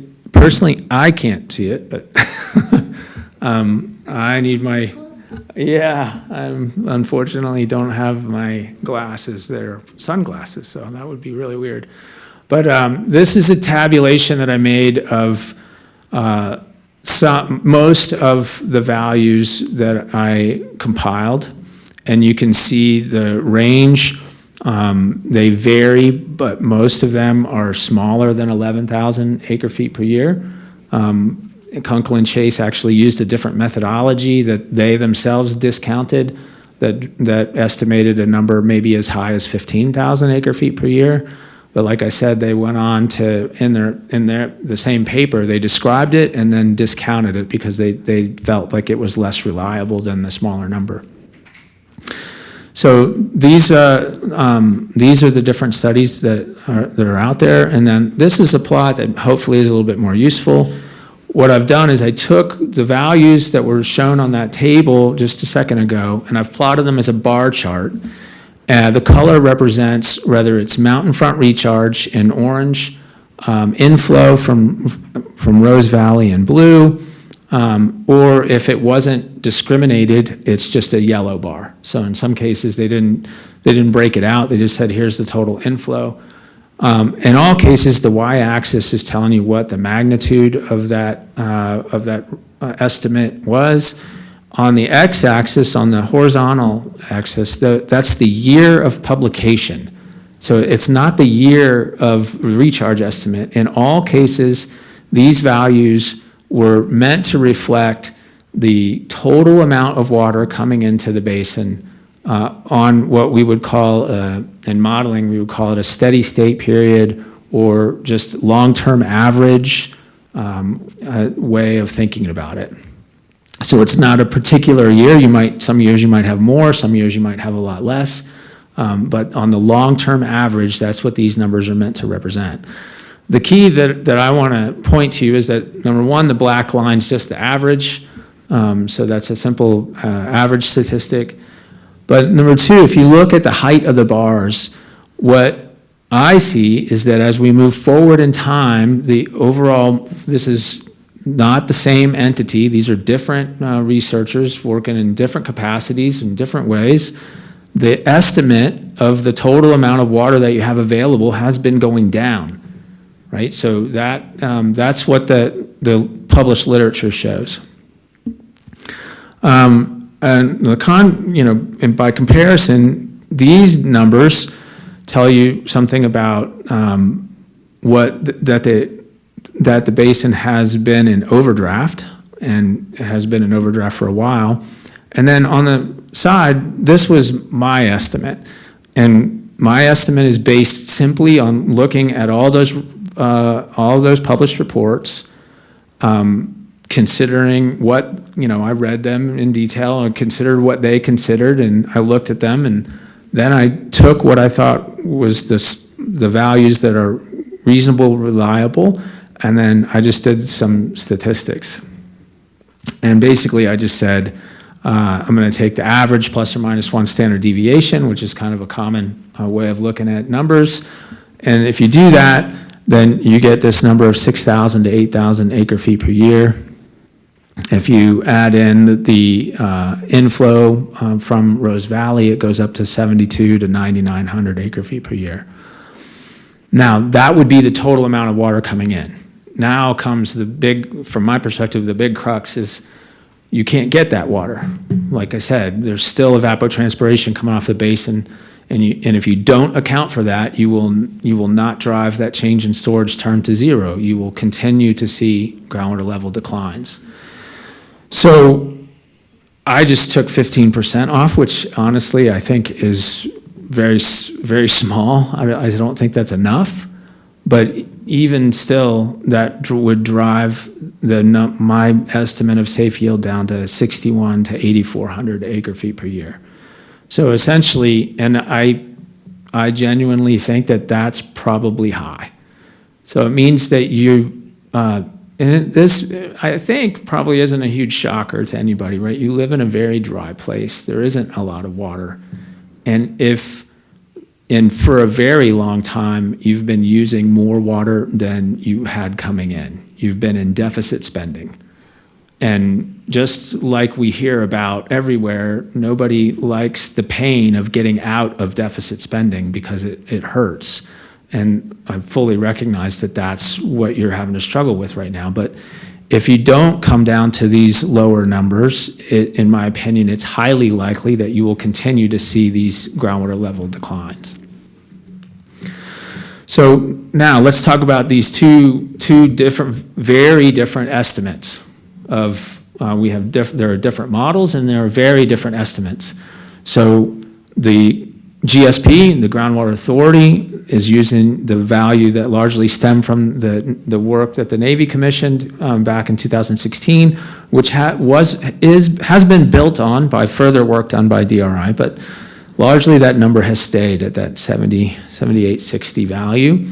On the flip side, the district is saying that there might be between 14 and 15,000 acre feet per year of water coming into the basin.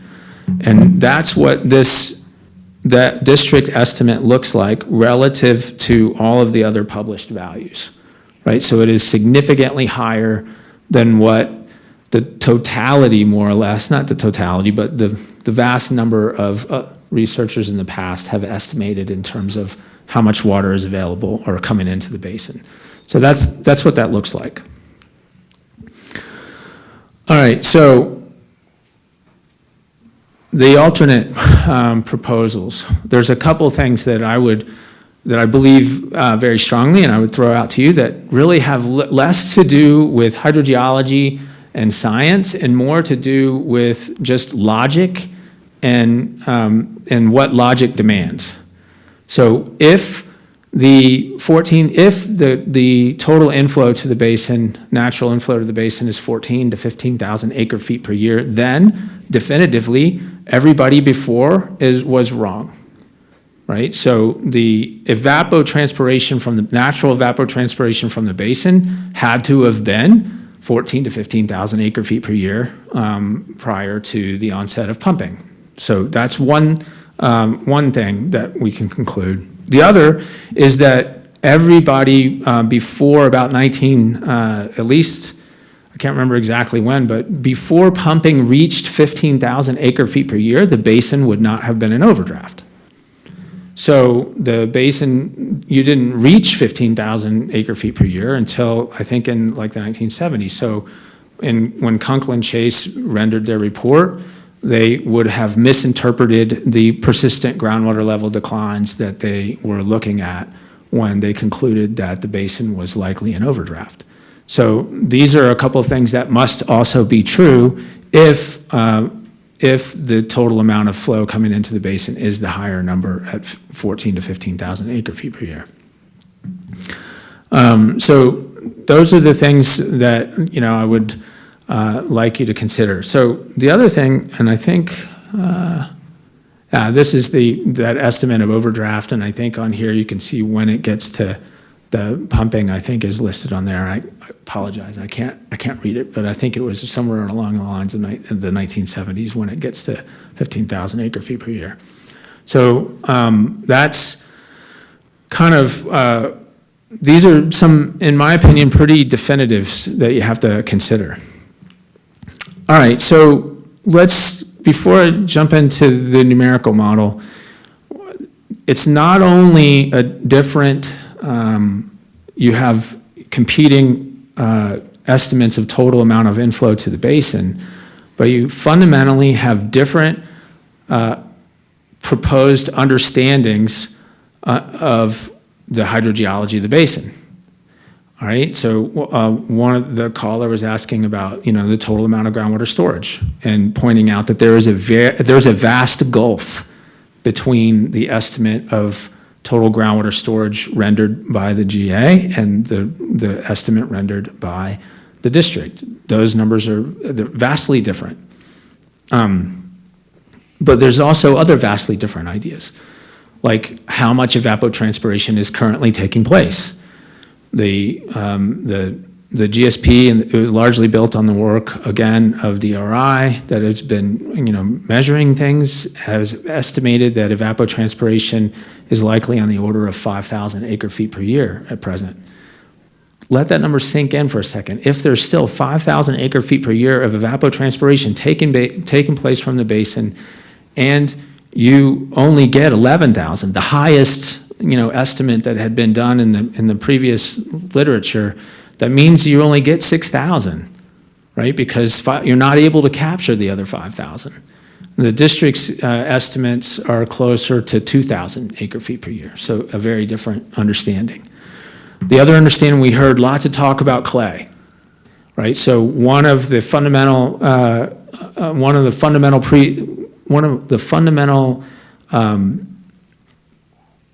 ways of thinking about the basin at present that is shared by the GSP team, by the consultants for the Navy, and by the majority of the previous scientific literature, is that there is a substantial layer of clay underlying the lower portion of the valley, and that there is a shallow aquifer on top of that clay from which there is where the ET is taking place. That's where the water is being fed to the ET.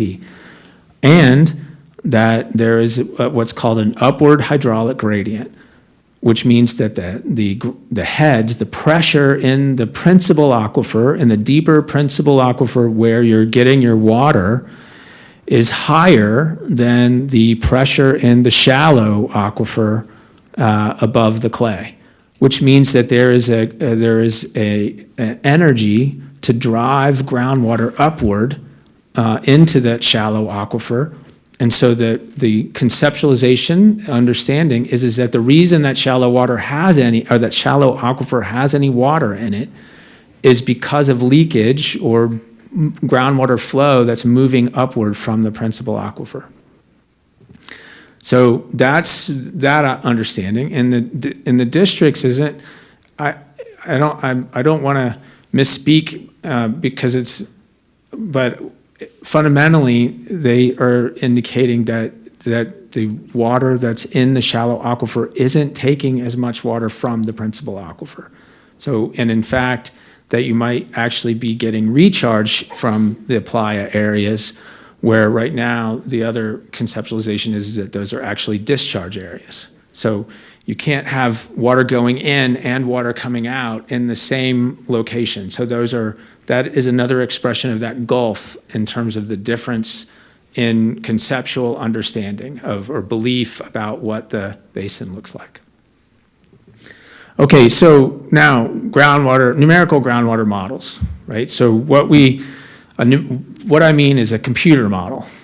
And the way you build a computer model is you take the space. Imagine that I'm going to build a computer model of this room right here. The computer model can't just magically compute what's happening in the room. We have to break up the room into little tiny pieces, and then the computer model goes and evaluates it at every one of those pieces, or we call them grid cells. And just as an example, what jumps out at me is that the distribution of chairs here might be those grid cells. And so then what I do with the computer model is compute what happens from one chair to the next, and I sum the whole thing up across the room, and that tells me what happens.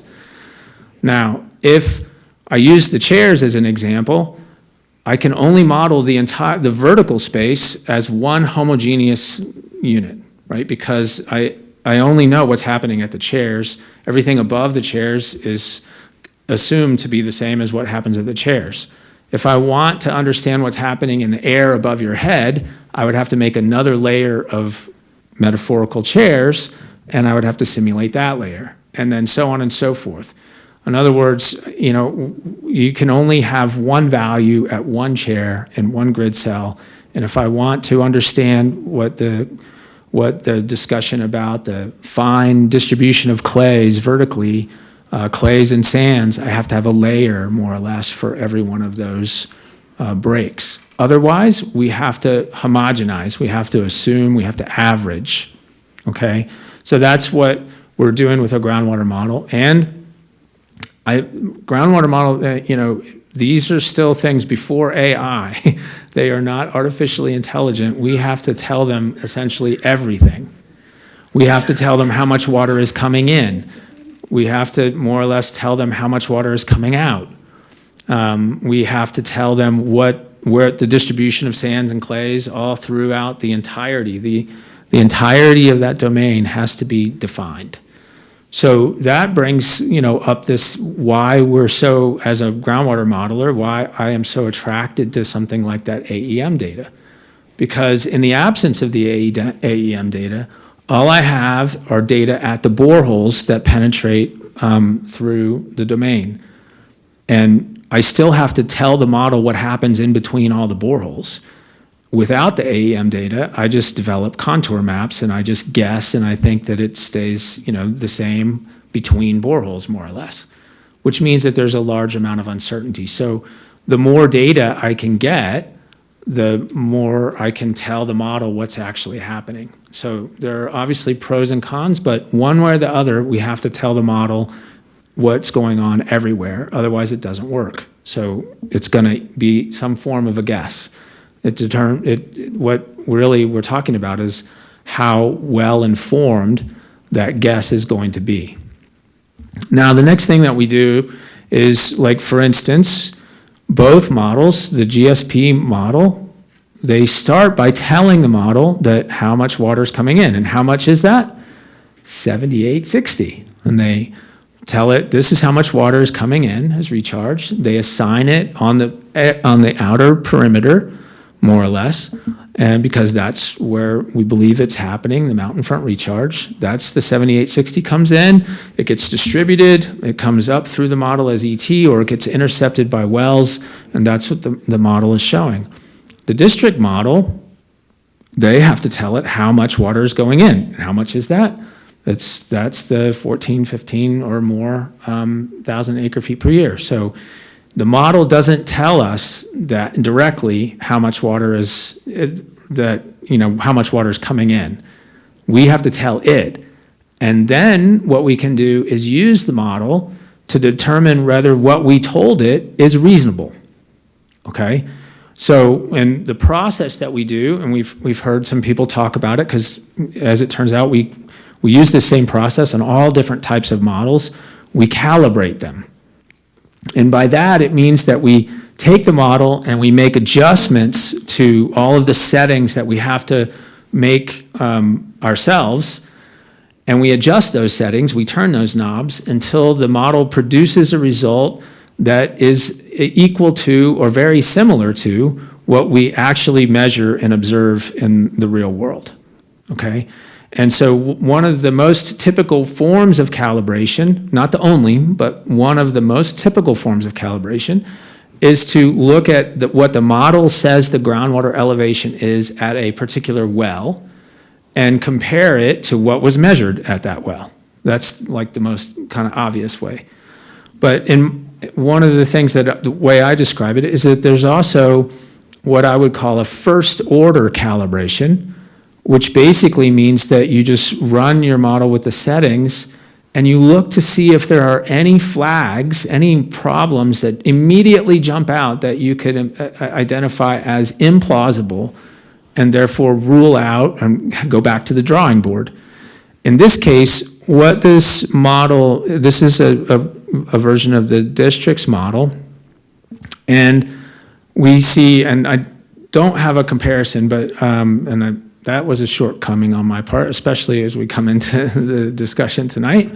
But the red cells are where this is the upper layer of the model, which is the red cells mark where the simulated water level falls below the bottom of that layer. So it is dry. There's no water in that cell. That's what the red mark shows. The blue says where the simulated water level is above the top of the layer. And so basically, since this is layer 1, the blue areas mark where there is water at the land surface according to the model. And this is like an example of the long-term average. So essentially what this is saying is that there are 2 significant lakes in the Indian Wells Valley. One of them occupies the large portion of, or that portion of the east, northeast central, where you see the big blue valley, and the other one is the top of the drainage on the left. So in my opinion, I don't think there's a lake here, and certainly not one that's tens of feet deep. So it doesn't pass that first order calibration. So it means that it could mean many things, but one of the easiest things it could mean is that there's too much water coming into the model and there's more water coming in than can be accounted for with the amount of ET that's established in the model and the amount of groundwater extractions. So there's a problem, and you have to go back and you have to fix that problem. So that's kind of where we're at in the district model by comparison. I apologize, I don't have a picture, but it does have a few, it does have places that are dry and flooded, but there's no systematic flooding or systemic flooding that would be indicative of that kind of a lake. So that's the kind of thing that I hope, and my hope for tonight is when you hear that you're going to, as you know, this moves forward, you're going to, as we've already heard, you're going to hear lots of things and people saying one and the other, but you have to look at what they're saying in the context of whether it makes sense. And I think that's what Steve talked about earlier when he said, you know, you don't have to be a modeler to look at it and see if what it says makes sense. So this will go into some of the example of the discrepancies between the district and the GSP. This one is in terms of change in storage due to pumping. And if you account for the storage that the district model is showing in where the lake is, in other words, that's water that's sort of like an air storage, let's call it, that's sitting above the land surface available. The two are fairly similar. If you move the air storage values into, if you were to move them into the groundwater system. This is another way of looking at things, and you'll maybe you've already seen this is a more rigorous method of calibration or form of calibration check. This is a statistical calibration where you're plotting on the x-axis the observed value and on the y-axis the simulated value. And ideally those points would all be on a perfect line, right? A perfect 45-degree line. If the model was perfectly simulated, the observed values, they would all fall on that line. In other words, if you observed 10, the model would simulate 10. And if, in that case, if you observed 10 and the model simulated 20, the dot would be above that perfect 45-degree line. And if you observed 10 and the model simulated 5, the point would be below that perfect line. And so we look at no model is perfect, you know. So we look at the distribution of those points relative to the line, and that will give us some idea of how good or bad the model's doing against the data sets. And when you look at this on the bulk, it's hard to see differences, right? Because they both kind of look the same. But again, if you go and you look at other things, you have to say one is simulating a lot of water present at the land surface, which we know doesn't exist, and the other does not, right? So it's not just these kind of more technical charts that make up what I would describe as calibration. The other is when you go to individual wells. And in this case, what we're doing is I'm showing the location of 2 wells within the valley as I believe there's stars on the right. You can see where these 2 wells are located, and then these are the hydrographs on the left. And the actual observed values are the points, and these are the points that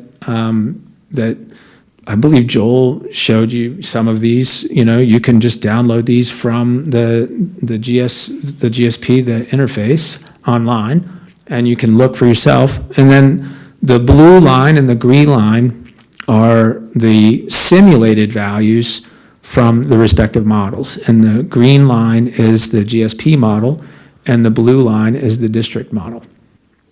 Obviously, the idea is to make it so that the lines are as close to the points as possible, okay? So, and we can step through these. I'm not going to go through them all or talk about them in detail. But these are the kinds of ways that you, for yourself, can evaluate, because a lot of this stuff is going to be, or it will be publicly available, and you can look at it and, you know, look for yourself to see what makes sense. And we can step through different wells in different locations.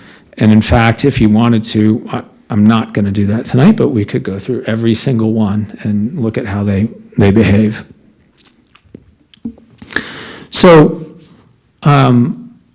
now what I would say is that, and I'm going to show you a quick example from my own experience. When you come to the table with a radically different conceptual understanding, and I think that's what we're talking about here. The caller talked about it, right? We're talking about a radically different proposal for in that case, the amount of available storage. A radically different proposal for the amount of water coming into the basin. A radically different proposal for how much evapotranspiration is occurring. I'm not saying that they're wrong, because I don't think that we can prove things. I mean, you have to base it, we can't go out and measure it directly. You have to base it on multiple forms of reasoning and logic, and as best as possible, trying to match what makes sense to the data that we have at our disposal.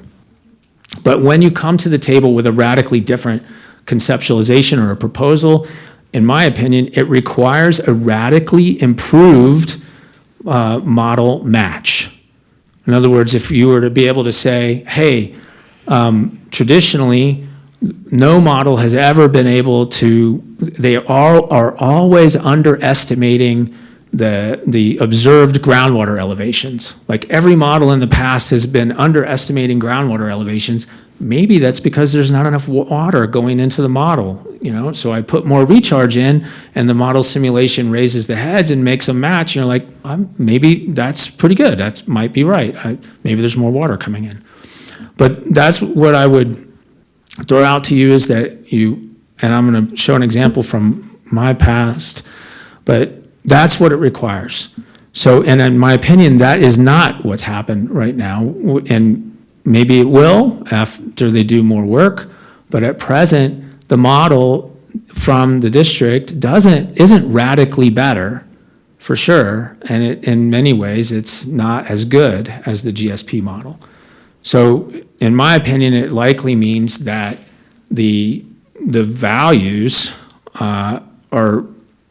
it doesn't justify the radical change in values. And that's not to say that they won't revise that and figure out why and be able to improve it, but at present, it does not. The other thing I want to throw out to you before we go is that this is where we'll come to the mining. So the GA folks are trying to adhere to the requirements of Sigma. And that means that you have to drive that change in storage value to 0. And in order to do that, you cannot take out more than what comes in. And otherwise, you won't achieve that. And so what I want to leave you with is that simple fact, and that if you don't figure out a way to take all of the water that's currently going to the GDEs and the groundwater dependent ecosystems that are expressed as evapotranspiration from the basin, then you cannot take the total amount of water that is coming into the basin, because otherwise the groundwater levels will continue to decline. Right? So now let's think about mining, right? And that's fair. You got a lot of water, even if the storage values, with the GA's storage values are correct and the districts aren't. There's still a lot of water here. And I'm sure you could mine this water and get at least a generation, maybe even a couple.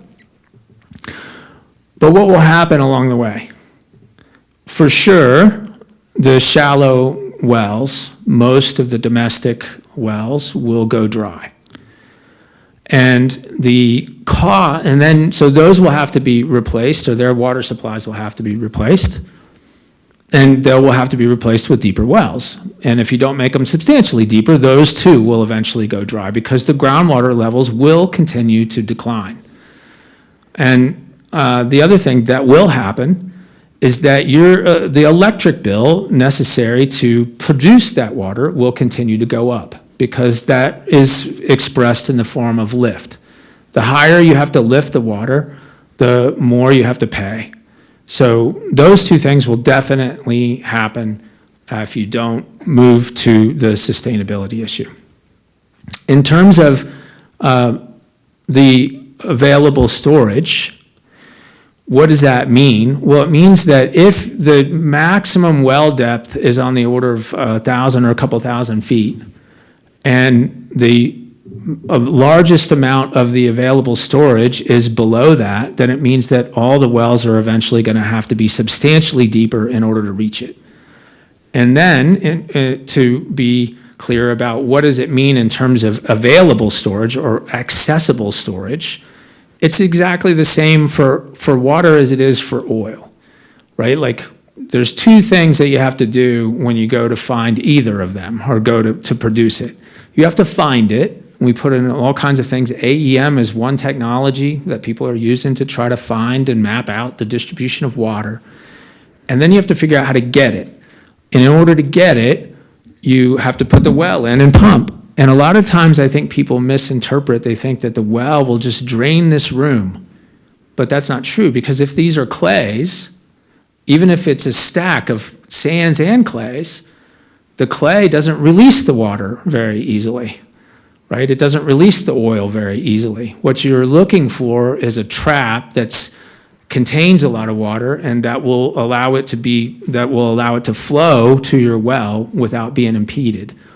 And so the more heterogeneous the system, the subsurface is, and this basin is thought pretty consistently to be in the literature to be a heterogeneous basin. In other words, if you think about this volume, it's not just sand, it's not even just a layer of sand separated by a layer of clay, it's more like layers that are disconnected and separated in that way. And if that's the case, then one well in the middle of the room, even if it's open to the entire thing, is not going to drain the whole thing. So you have to come up with a detailed pumping plan in order to get it. So mining, number one, it's not compliant with the law, but number two, because this is not the law everywhere, and some places are content to mine. But when they do, they have to contend with all of those other downsides, which is that your shallow wells go dry, and you have to come up with a sophisticated plan. Water is not you don't want to pay as much for water as you are willing to pay for oil. So the well fields are not nearly going to be you're not going to be able to afford the complex well fields that they do in oil fields in order to get the oil out. And then so that's like kind of what I wanted to express to you on that. Now, I'm going to skip to this. I promised you an example of what does that mean to be a radically better model. I did a lot of my work. I did, and I originally come from Florida. This is the Floridan aquifer is depicted here. One of the most productive aquifers in the world that we have overdrafted as well. So. The magnitude of that pumping is considerably larger than yours, but the result is the same, that the people are struggling here to deal with an overdrafted aquifer. So this is the big bend of Florida there. If you can imagine, the Florida Peninsula extends off to the southeast, and I got a model boundary. If you look in the kind of lower middle of that map, that's north central Florida.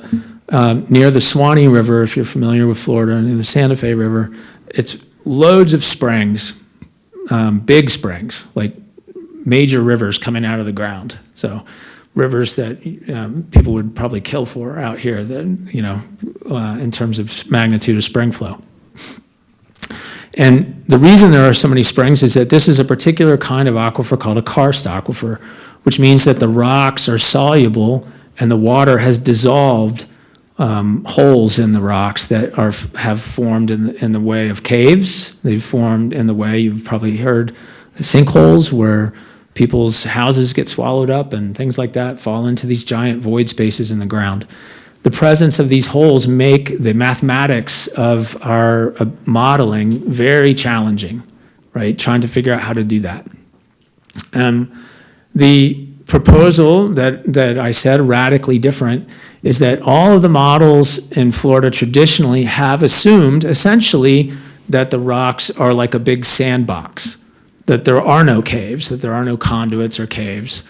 And instead, we use the equations that are readily available to us, which assume it's more or less a sandbox, kind of the same thing that the models that are in the Indian Wells Valley do. And we move forward and we make our predictions. And in Florida, those predictions were quite often 8 orders of magnitude wrong. 8 orders of magnitude, so that's 100 million times wrong in terms of their prediction of contaminant transport times. And how does that manifest? It means that when somebody pours or somebody has an accident and methyl ethyl death is released into the aquifer someplace, and then, there's a big hubbub and people go about trying to characterize it and they build a model to determine how long it's going to take. By the time it's published, it's already at the wells or whatever you try to predict. So the main change was we want to use a different set of equations, the radical difference. We have a different conceptual model. They are conduits. We can come up with a different way to simulate it. And this is the take home. We proposed a radically different conceptualization of the basin, and what we ended up with is a radically better calibrated model. So the one on the left is the model of including the karst, and the one on the right is the model that doesn't include the karst. And all of those measures that I showed you, like how well they match at wells and all that other stuff, are radically better when you come to the table with a set of physics or assignments that are more realistic. And that's what you're looking for. That's, in my opinion, the way to use models in this basin is to use the model to test the reliability of the assumptions that you're putting in, right? If you're right and there's more water than you thought, then the result should be a better calibrated a model that matches better to the observed data. So that's kind of what I wanted to do to take away from that, is that a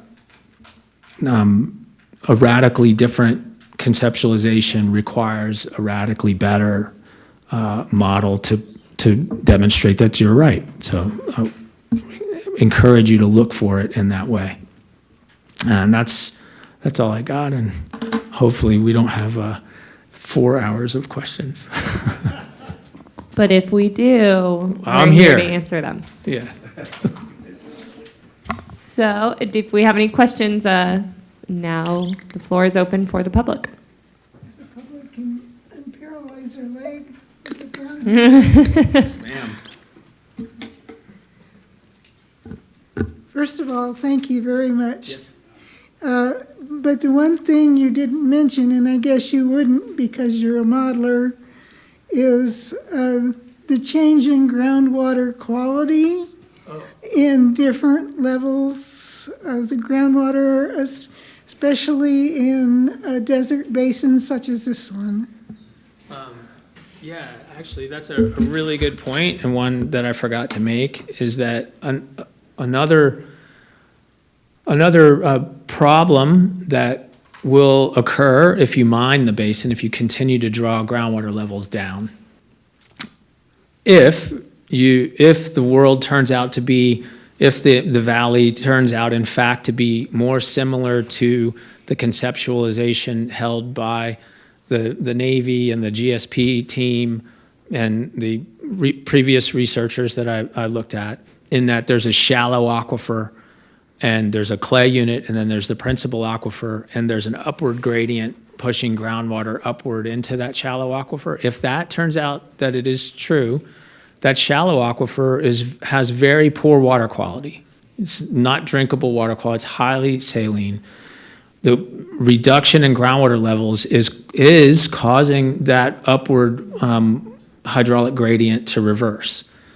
And it means that you're pulling the groundwater levels down in the principal aquifer such that the groundwater levels in the shallow aquifer are higher, has a higher pressure. And that means that the energy to drive water is now driving it down. And that means that the low quality water in the shallow aquifer can move vertically down into the principal aquifer, where it will affect the quality of the water that you drink or that you come to your wells.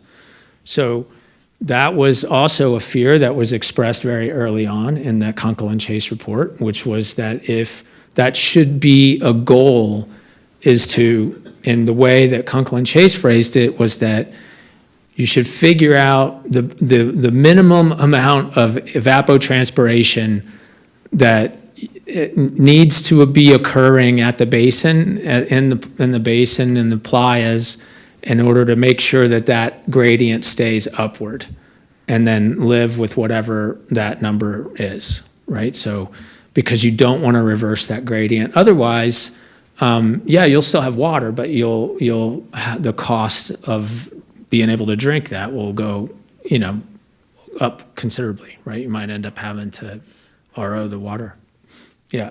Or, RO it. Yes. Yeah, thank you for that question, Alex. I forgot to say that.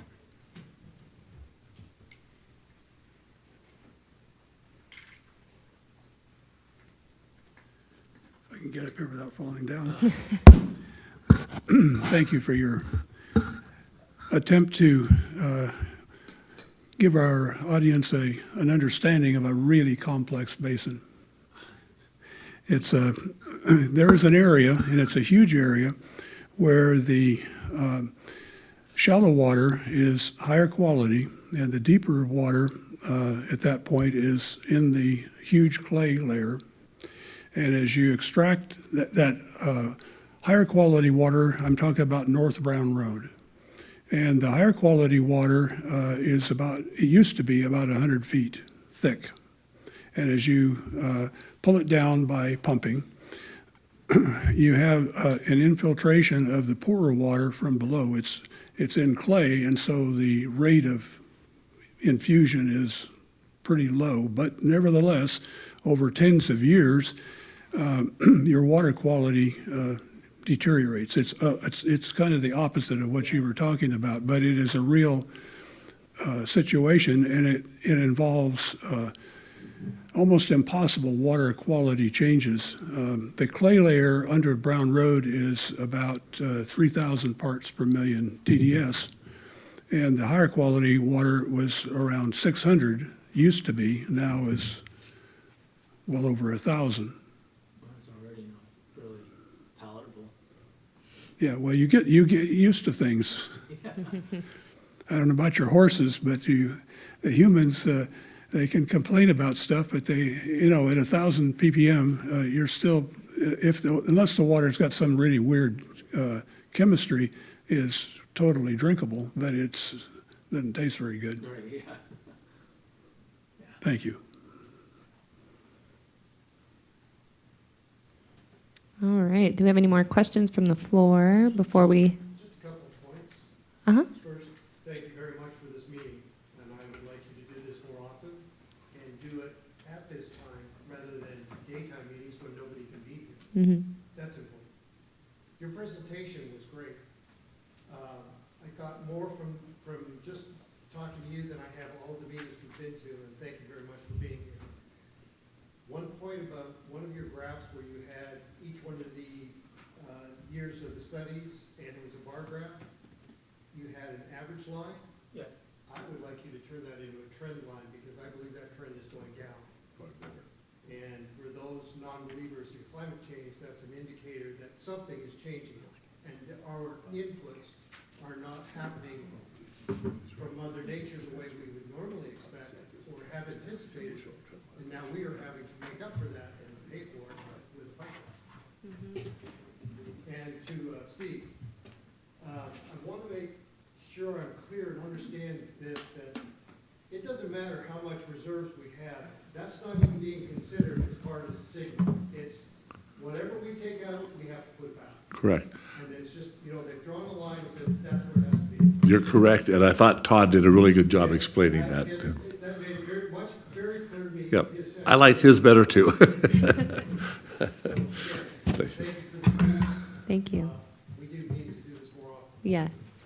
Thank you. I just had one thing, thank you also, but you mentioned that you had, you didn't put the graphs side by side. You had the mapping of the water districts, but you didn't have a comparable mapping from the, I was wondering if there's any way you could add that to a presentation when it's posted so that we have a comparison? I can do that, yes, because I have that slide, just that I didn't put it in. Sorry. Yes, I will do that. Quick question. Were you able to get access to the water district model and run it? Yes. So that's, okay. So it does sound like it's kind of a finite analysis, finite element analysis, like groundwater authority model. Yes, actually, they're not finite element analyses, they're finite difference analyses, but both of them are finite difference models. They're both constructed with the modeling code called ModFlow, which is a tool that was built a long time ago by the U.S. Geological Survey. I have a quick question out of the clear blue sky. We continue to hear there's a lot of cloud seeding going on just on the other side of the Sierras. And that's where a lot of our moisture comes. In your experience, could that be basically taking some of our water? It's kind of out of clear blue sky. Yeah, well, I'm just hypothetical guessing, but basically the reason that this area is so dry, as I'm sure you know, is the orographic effect and all of that air that's got to climb over the Sierra. It drops all its water before it gets here. So if you do anything to make it drop even more, then yeah, that would you're definitely taking it away from taking what little away you'd get from here. So there's only so much. You're not making it. Like I said, I've never been very popular with children because I always tell people there's no such thing as magic. So if you do something that causes more of the water to fall on the west side, then well, you are taking it away from the east side. But your home state is sort of the in your particular area, as was brought up, right? There's water is for whiskey's for the one for drinking, water's the one for fighting. So yeah, yes, it was. Okay, it looks like we do have one caller. Caller, go ahead. Okay, that was a fascinating presentation. I really appreciate it. I learned a lot. Way over most people's head, I would presume. But I've been fascinated with groundwater and wells since I was 5 years old. And I'm going to ask you a question. It's probably not really answerable, but my feeling is that the Indian Wells Valley Basin is a sub-basin of Owens Valley. And I'm wondering how much that basin and the extraction of water from that basin by LADWP prior to any studies of being done in the Indian Wells Valley.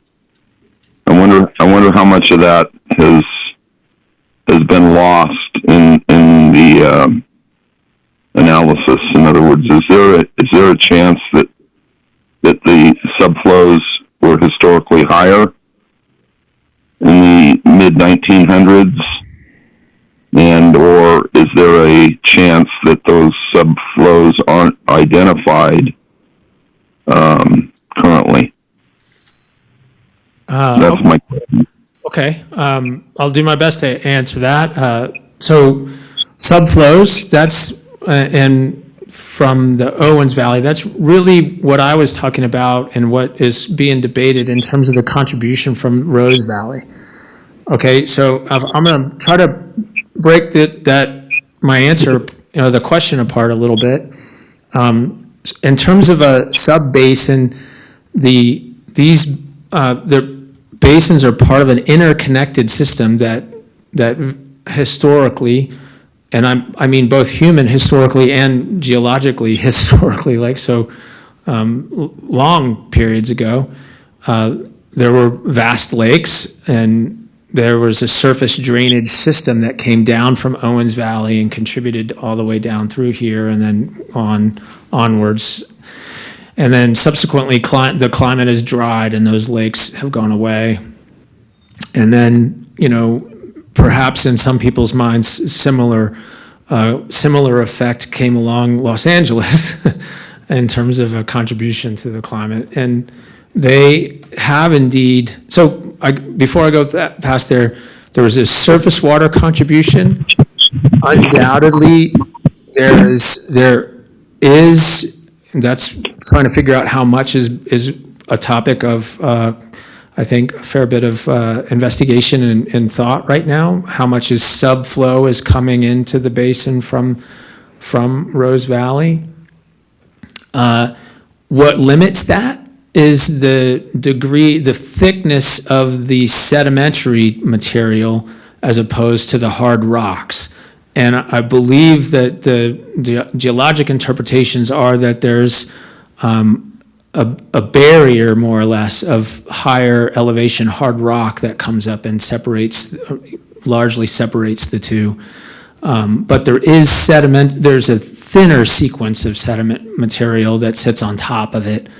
And so the question is, how much is coming through that thinner sediment sequence? Now, when we talk about, like your question about Los Angeles, Los Angeles has, as I'm sure you all know, they have captured a vast majority, if not all, of the surface runoff that comes off of the eastern flank of the Sierra as far north as Mono Lake, and that is directed into the pipeline system ultimately that is now that's in the pipeline here. In the process of doing that, they certainly have intercepted water that would have otherwise recharged the superficial aquifer systems that were in those basins above, and therefore caused what groundwater levels there were to be smaller as a consequence of taking that surface water flow. It would be the same as in the Indian Wells Valley. If you went to every stream canyon and you captured the water before it was able to flow out and infiltrate into the basin, your groundwater system would suffer, right? Because you're cutting off the source of recharge. So that, I'm sure, has happened. Now, I'm not aware of any quantification of that. And that's not to say that it hasn't been done, but I'm not aware of any scientific or any kind of measurement of what that would have been. But logically, yes, it should have definitely occurred. I wanted to point out one thing that's always been kind of a question: when does surface water literally become groundwater?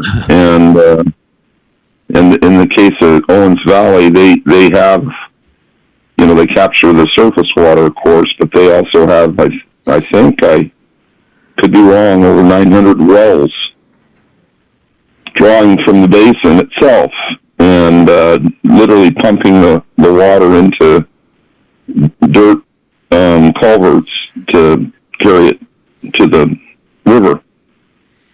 So I just thought I'd bring that up. Yeah, so I'll answer that. In my experience, that very question gets broken out two ways.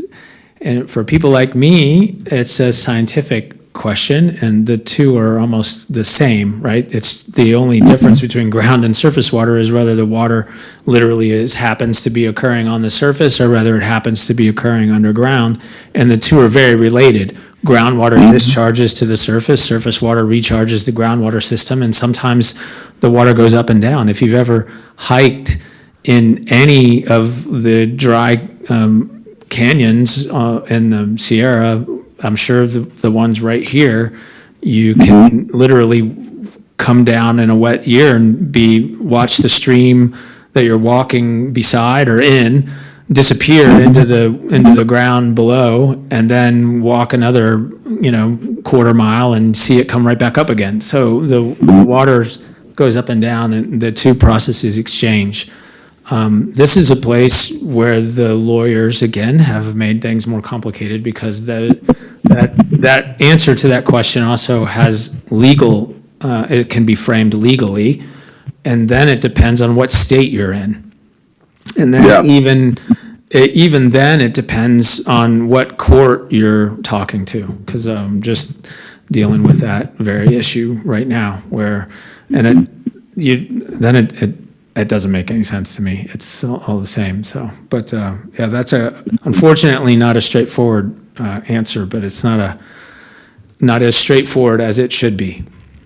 Well, I appreciate everything you've said tonight, and I appreciate the opportunity that the GA gave everybody to listen to this. So, thank you. Thank you. Do we have any more callers? One more.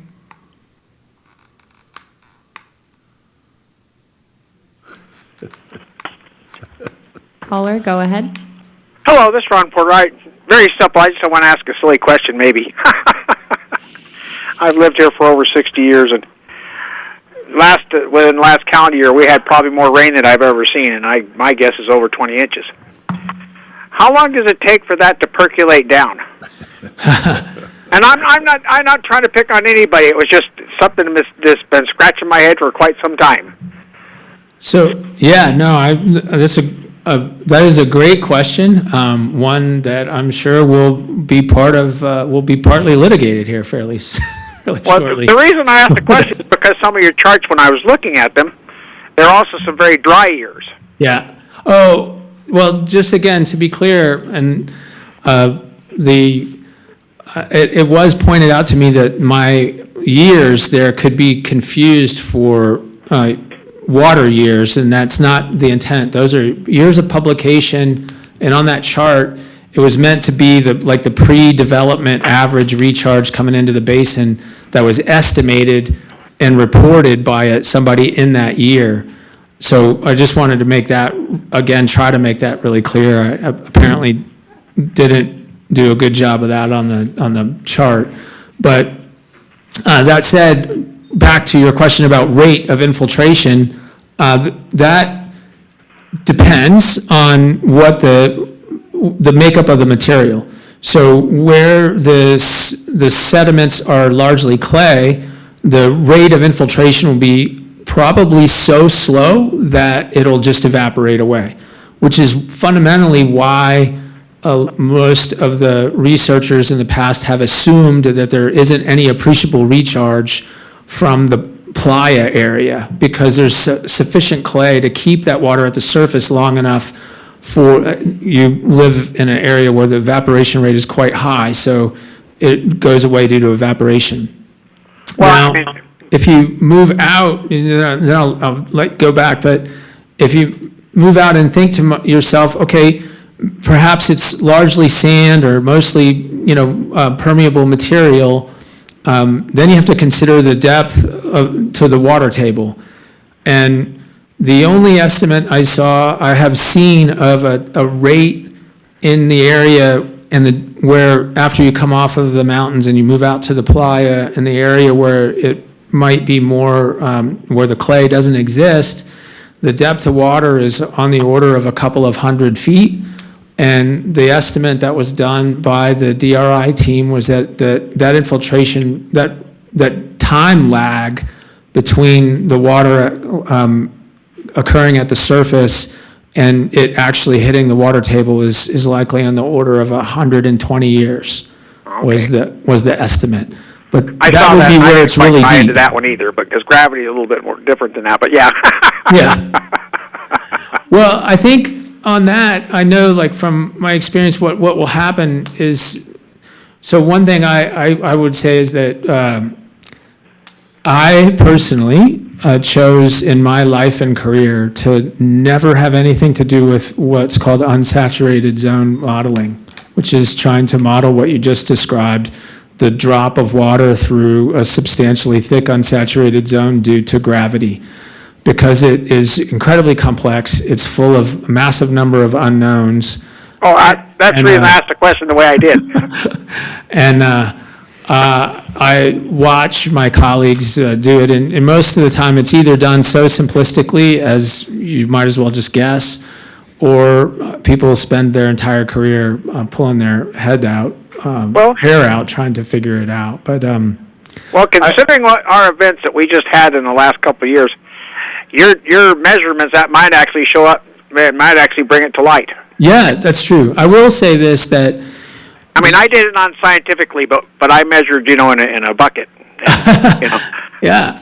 That's infiltration, infiltrometers is kind of pretty much. I'm talking about rain, how much rain came down. I didn't have a I rain see. gauge, but, a square bucket, pretty good measurement when you put your tape measure in it. Yeah, that's right, absolutely.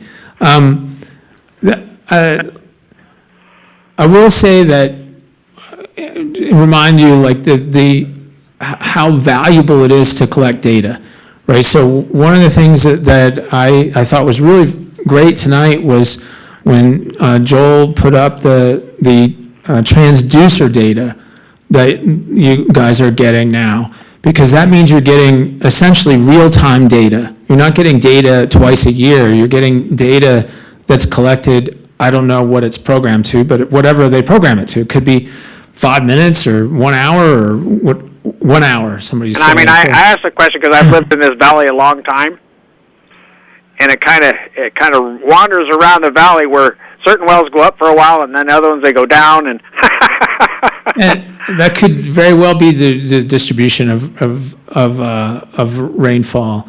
But now that you have that transducer data, you should be able to start to see if that occurs, if there is, appreciable recharge from like a big flood rainfall event, you should be able to see it in the transducer data. And, that's another example of a way to, if you have a hypothesis that says, I got a big, massive storm, all of that water, I'm sure, went down and became recharged. If you have that transducer data, you should be able to see that. You should be able to see a rise. That's why I'm asking the question, because this is the first year I've ever seen that much rain over a significant amount of time. Yeah. You understand what I'm saying? Yeah, I do. Yeah, absolutely. We have one and we get 6 inches or something, and then a month later we get another 6 inches, and a month later we get another 5 inches, or what I'm saying? Yeah, I absolutely do. It was really amazing because most of it during the last year wasn't flood water. You know what I'm saying? Yeah, I think so. I think it didn't come down that hard. I mean, it was heavy rain, but it wasn't flooding rain. Right. Yeah. So you had like a flash flood, basically. Yeah, these are just steady rain. I get puddles in my yard and things like that, but not like where it washes out and does all kinds of other things. Which is a very interesting year. But thank you for answering. But I'm just saying because that may give us some interesting data. Everything's a hypotenuse. The rest of it, science is the art of I don't want to say, is the art of guessing. It sure is. That's why, some of us really love it because there's so much room for interjecting your own thoughts and ideas. But it's certainly not engineering. I always like to point out and I throw out my little joke, the difference between scientists and engineers are accuracy and precision. As a scientist, we're just trying to get roughly accurate. The reason this valley was called Indian Wells Valley was because of the artesian wells. Yeah, that's right. And most people don't know that. I don't know the history as when they really when they stopped, whether it was before the aqueduct or after the aqueduct. You know what I'm saying? I do. I've read quite a bit about the history. I'm not sure when it actually occurred or tied in, or if it tied in. I believe it did. There's one other possibility that we could have had a big surge because of the California City area. back about 20 years ago, they had all those alfalfa farms out there, and they had to stop them all because they were pumping the valley dry. You understand what I mean? So maybe it's flowing down from ours down that direction too. Who knows? No one knows for sure. Did you have any additional questions for the water model? No, thank you. Okay, thank you so much. Bye-bye. Thank you. Anyone else? Okay, hearing none, seeing none. Thank you to everyone for sticking around. I know it's been a long day, and everybody's time and the experts and the public, everybody coming here and joining us and staying till 10:04 p.m. is greatly apprecited. Yep. And we look forward to doing this more. And having us all come together, I think, is really important for us moving forward and helping this basin reach sustainability. We will see you at the next board meeting, which is scheduled for May 13th. And if you have any additional questions or comments that were not addressed, or if you're watching this at a later time, the recording on YouTube, you can send your comments or questions to my email, akegwin@rgs.ca.gov. Thank you so much. Thank you, everybody. Thanks.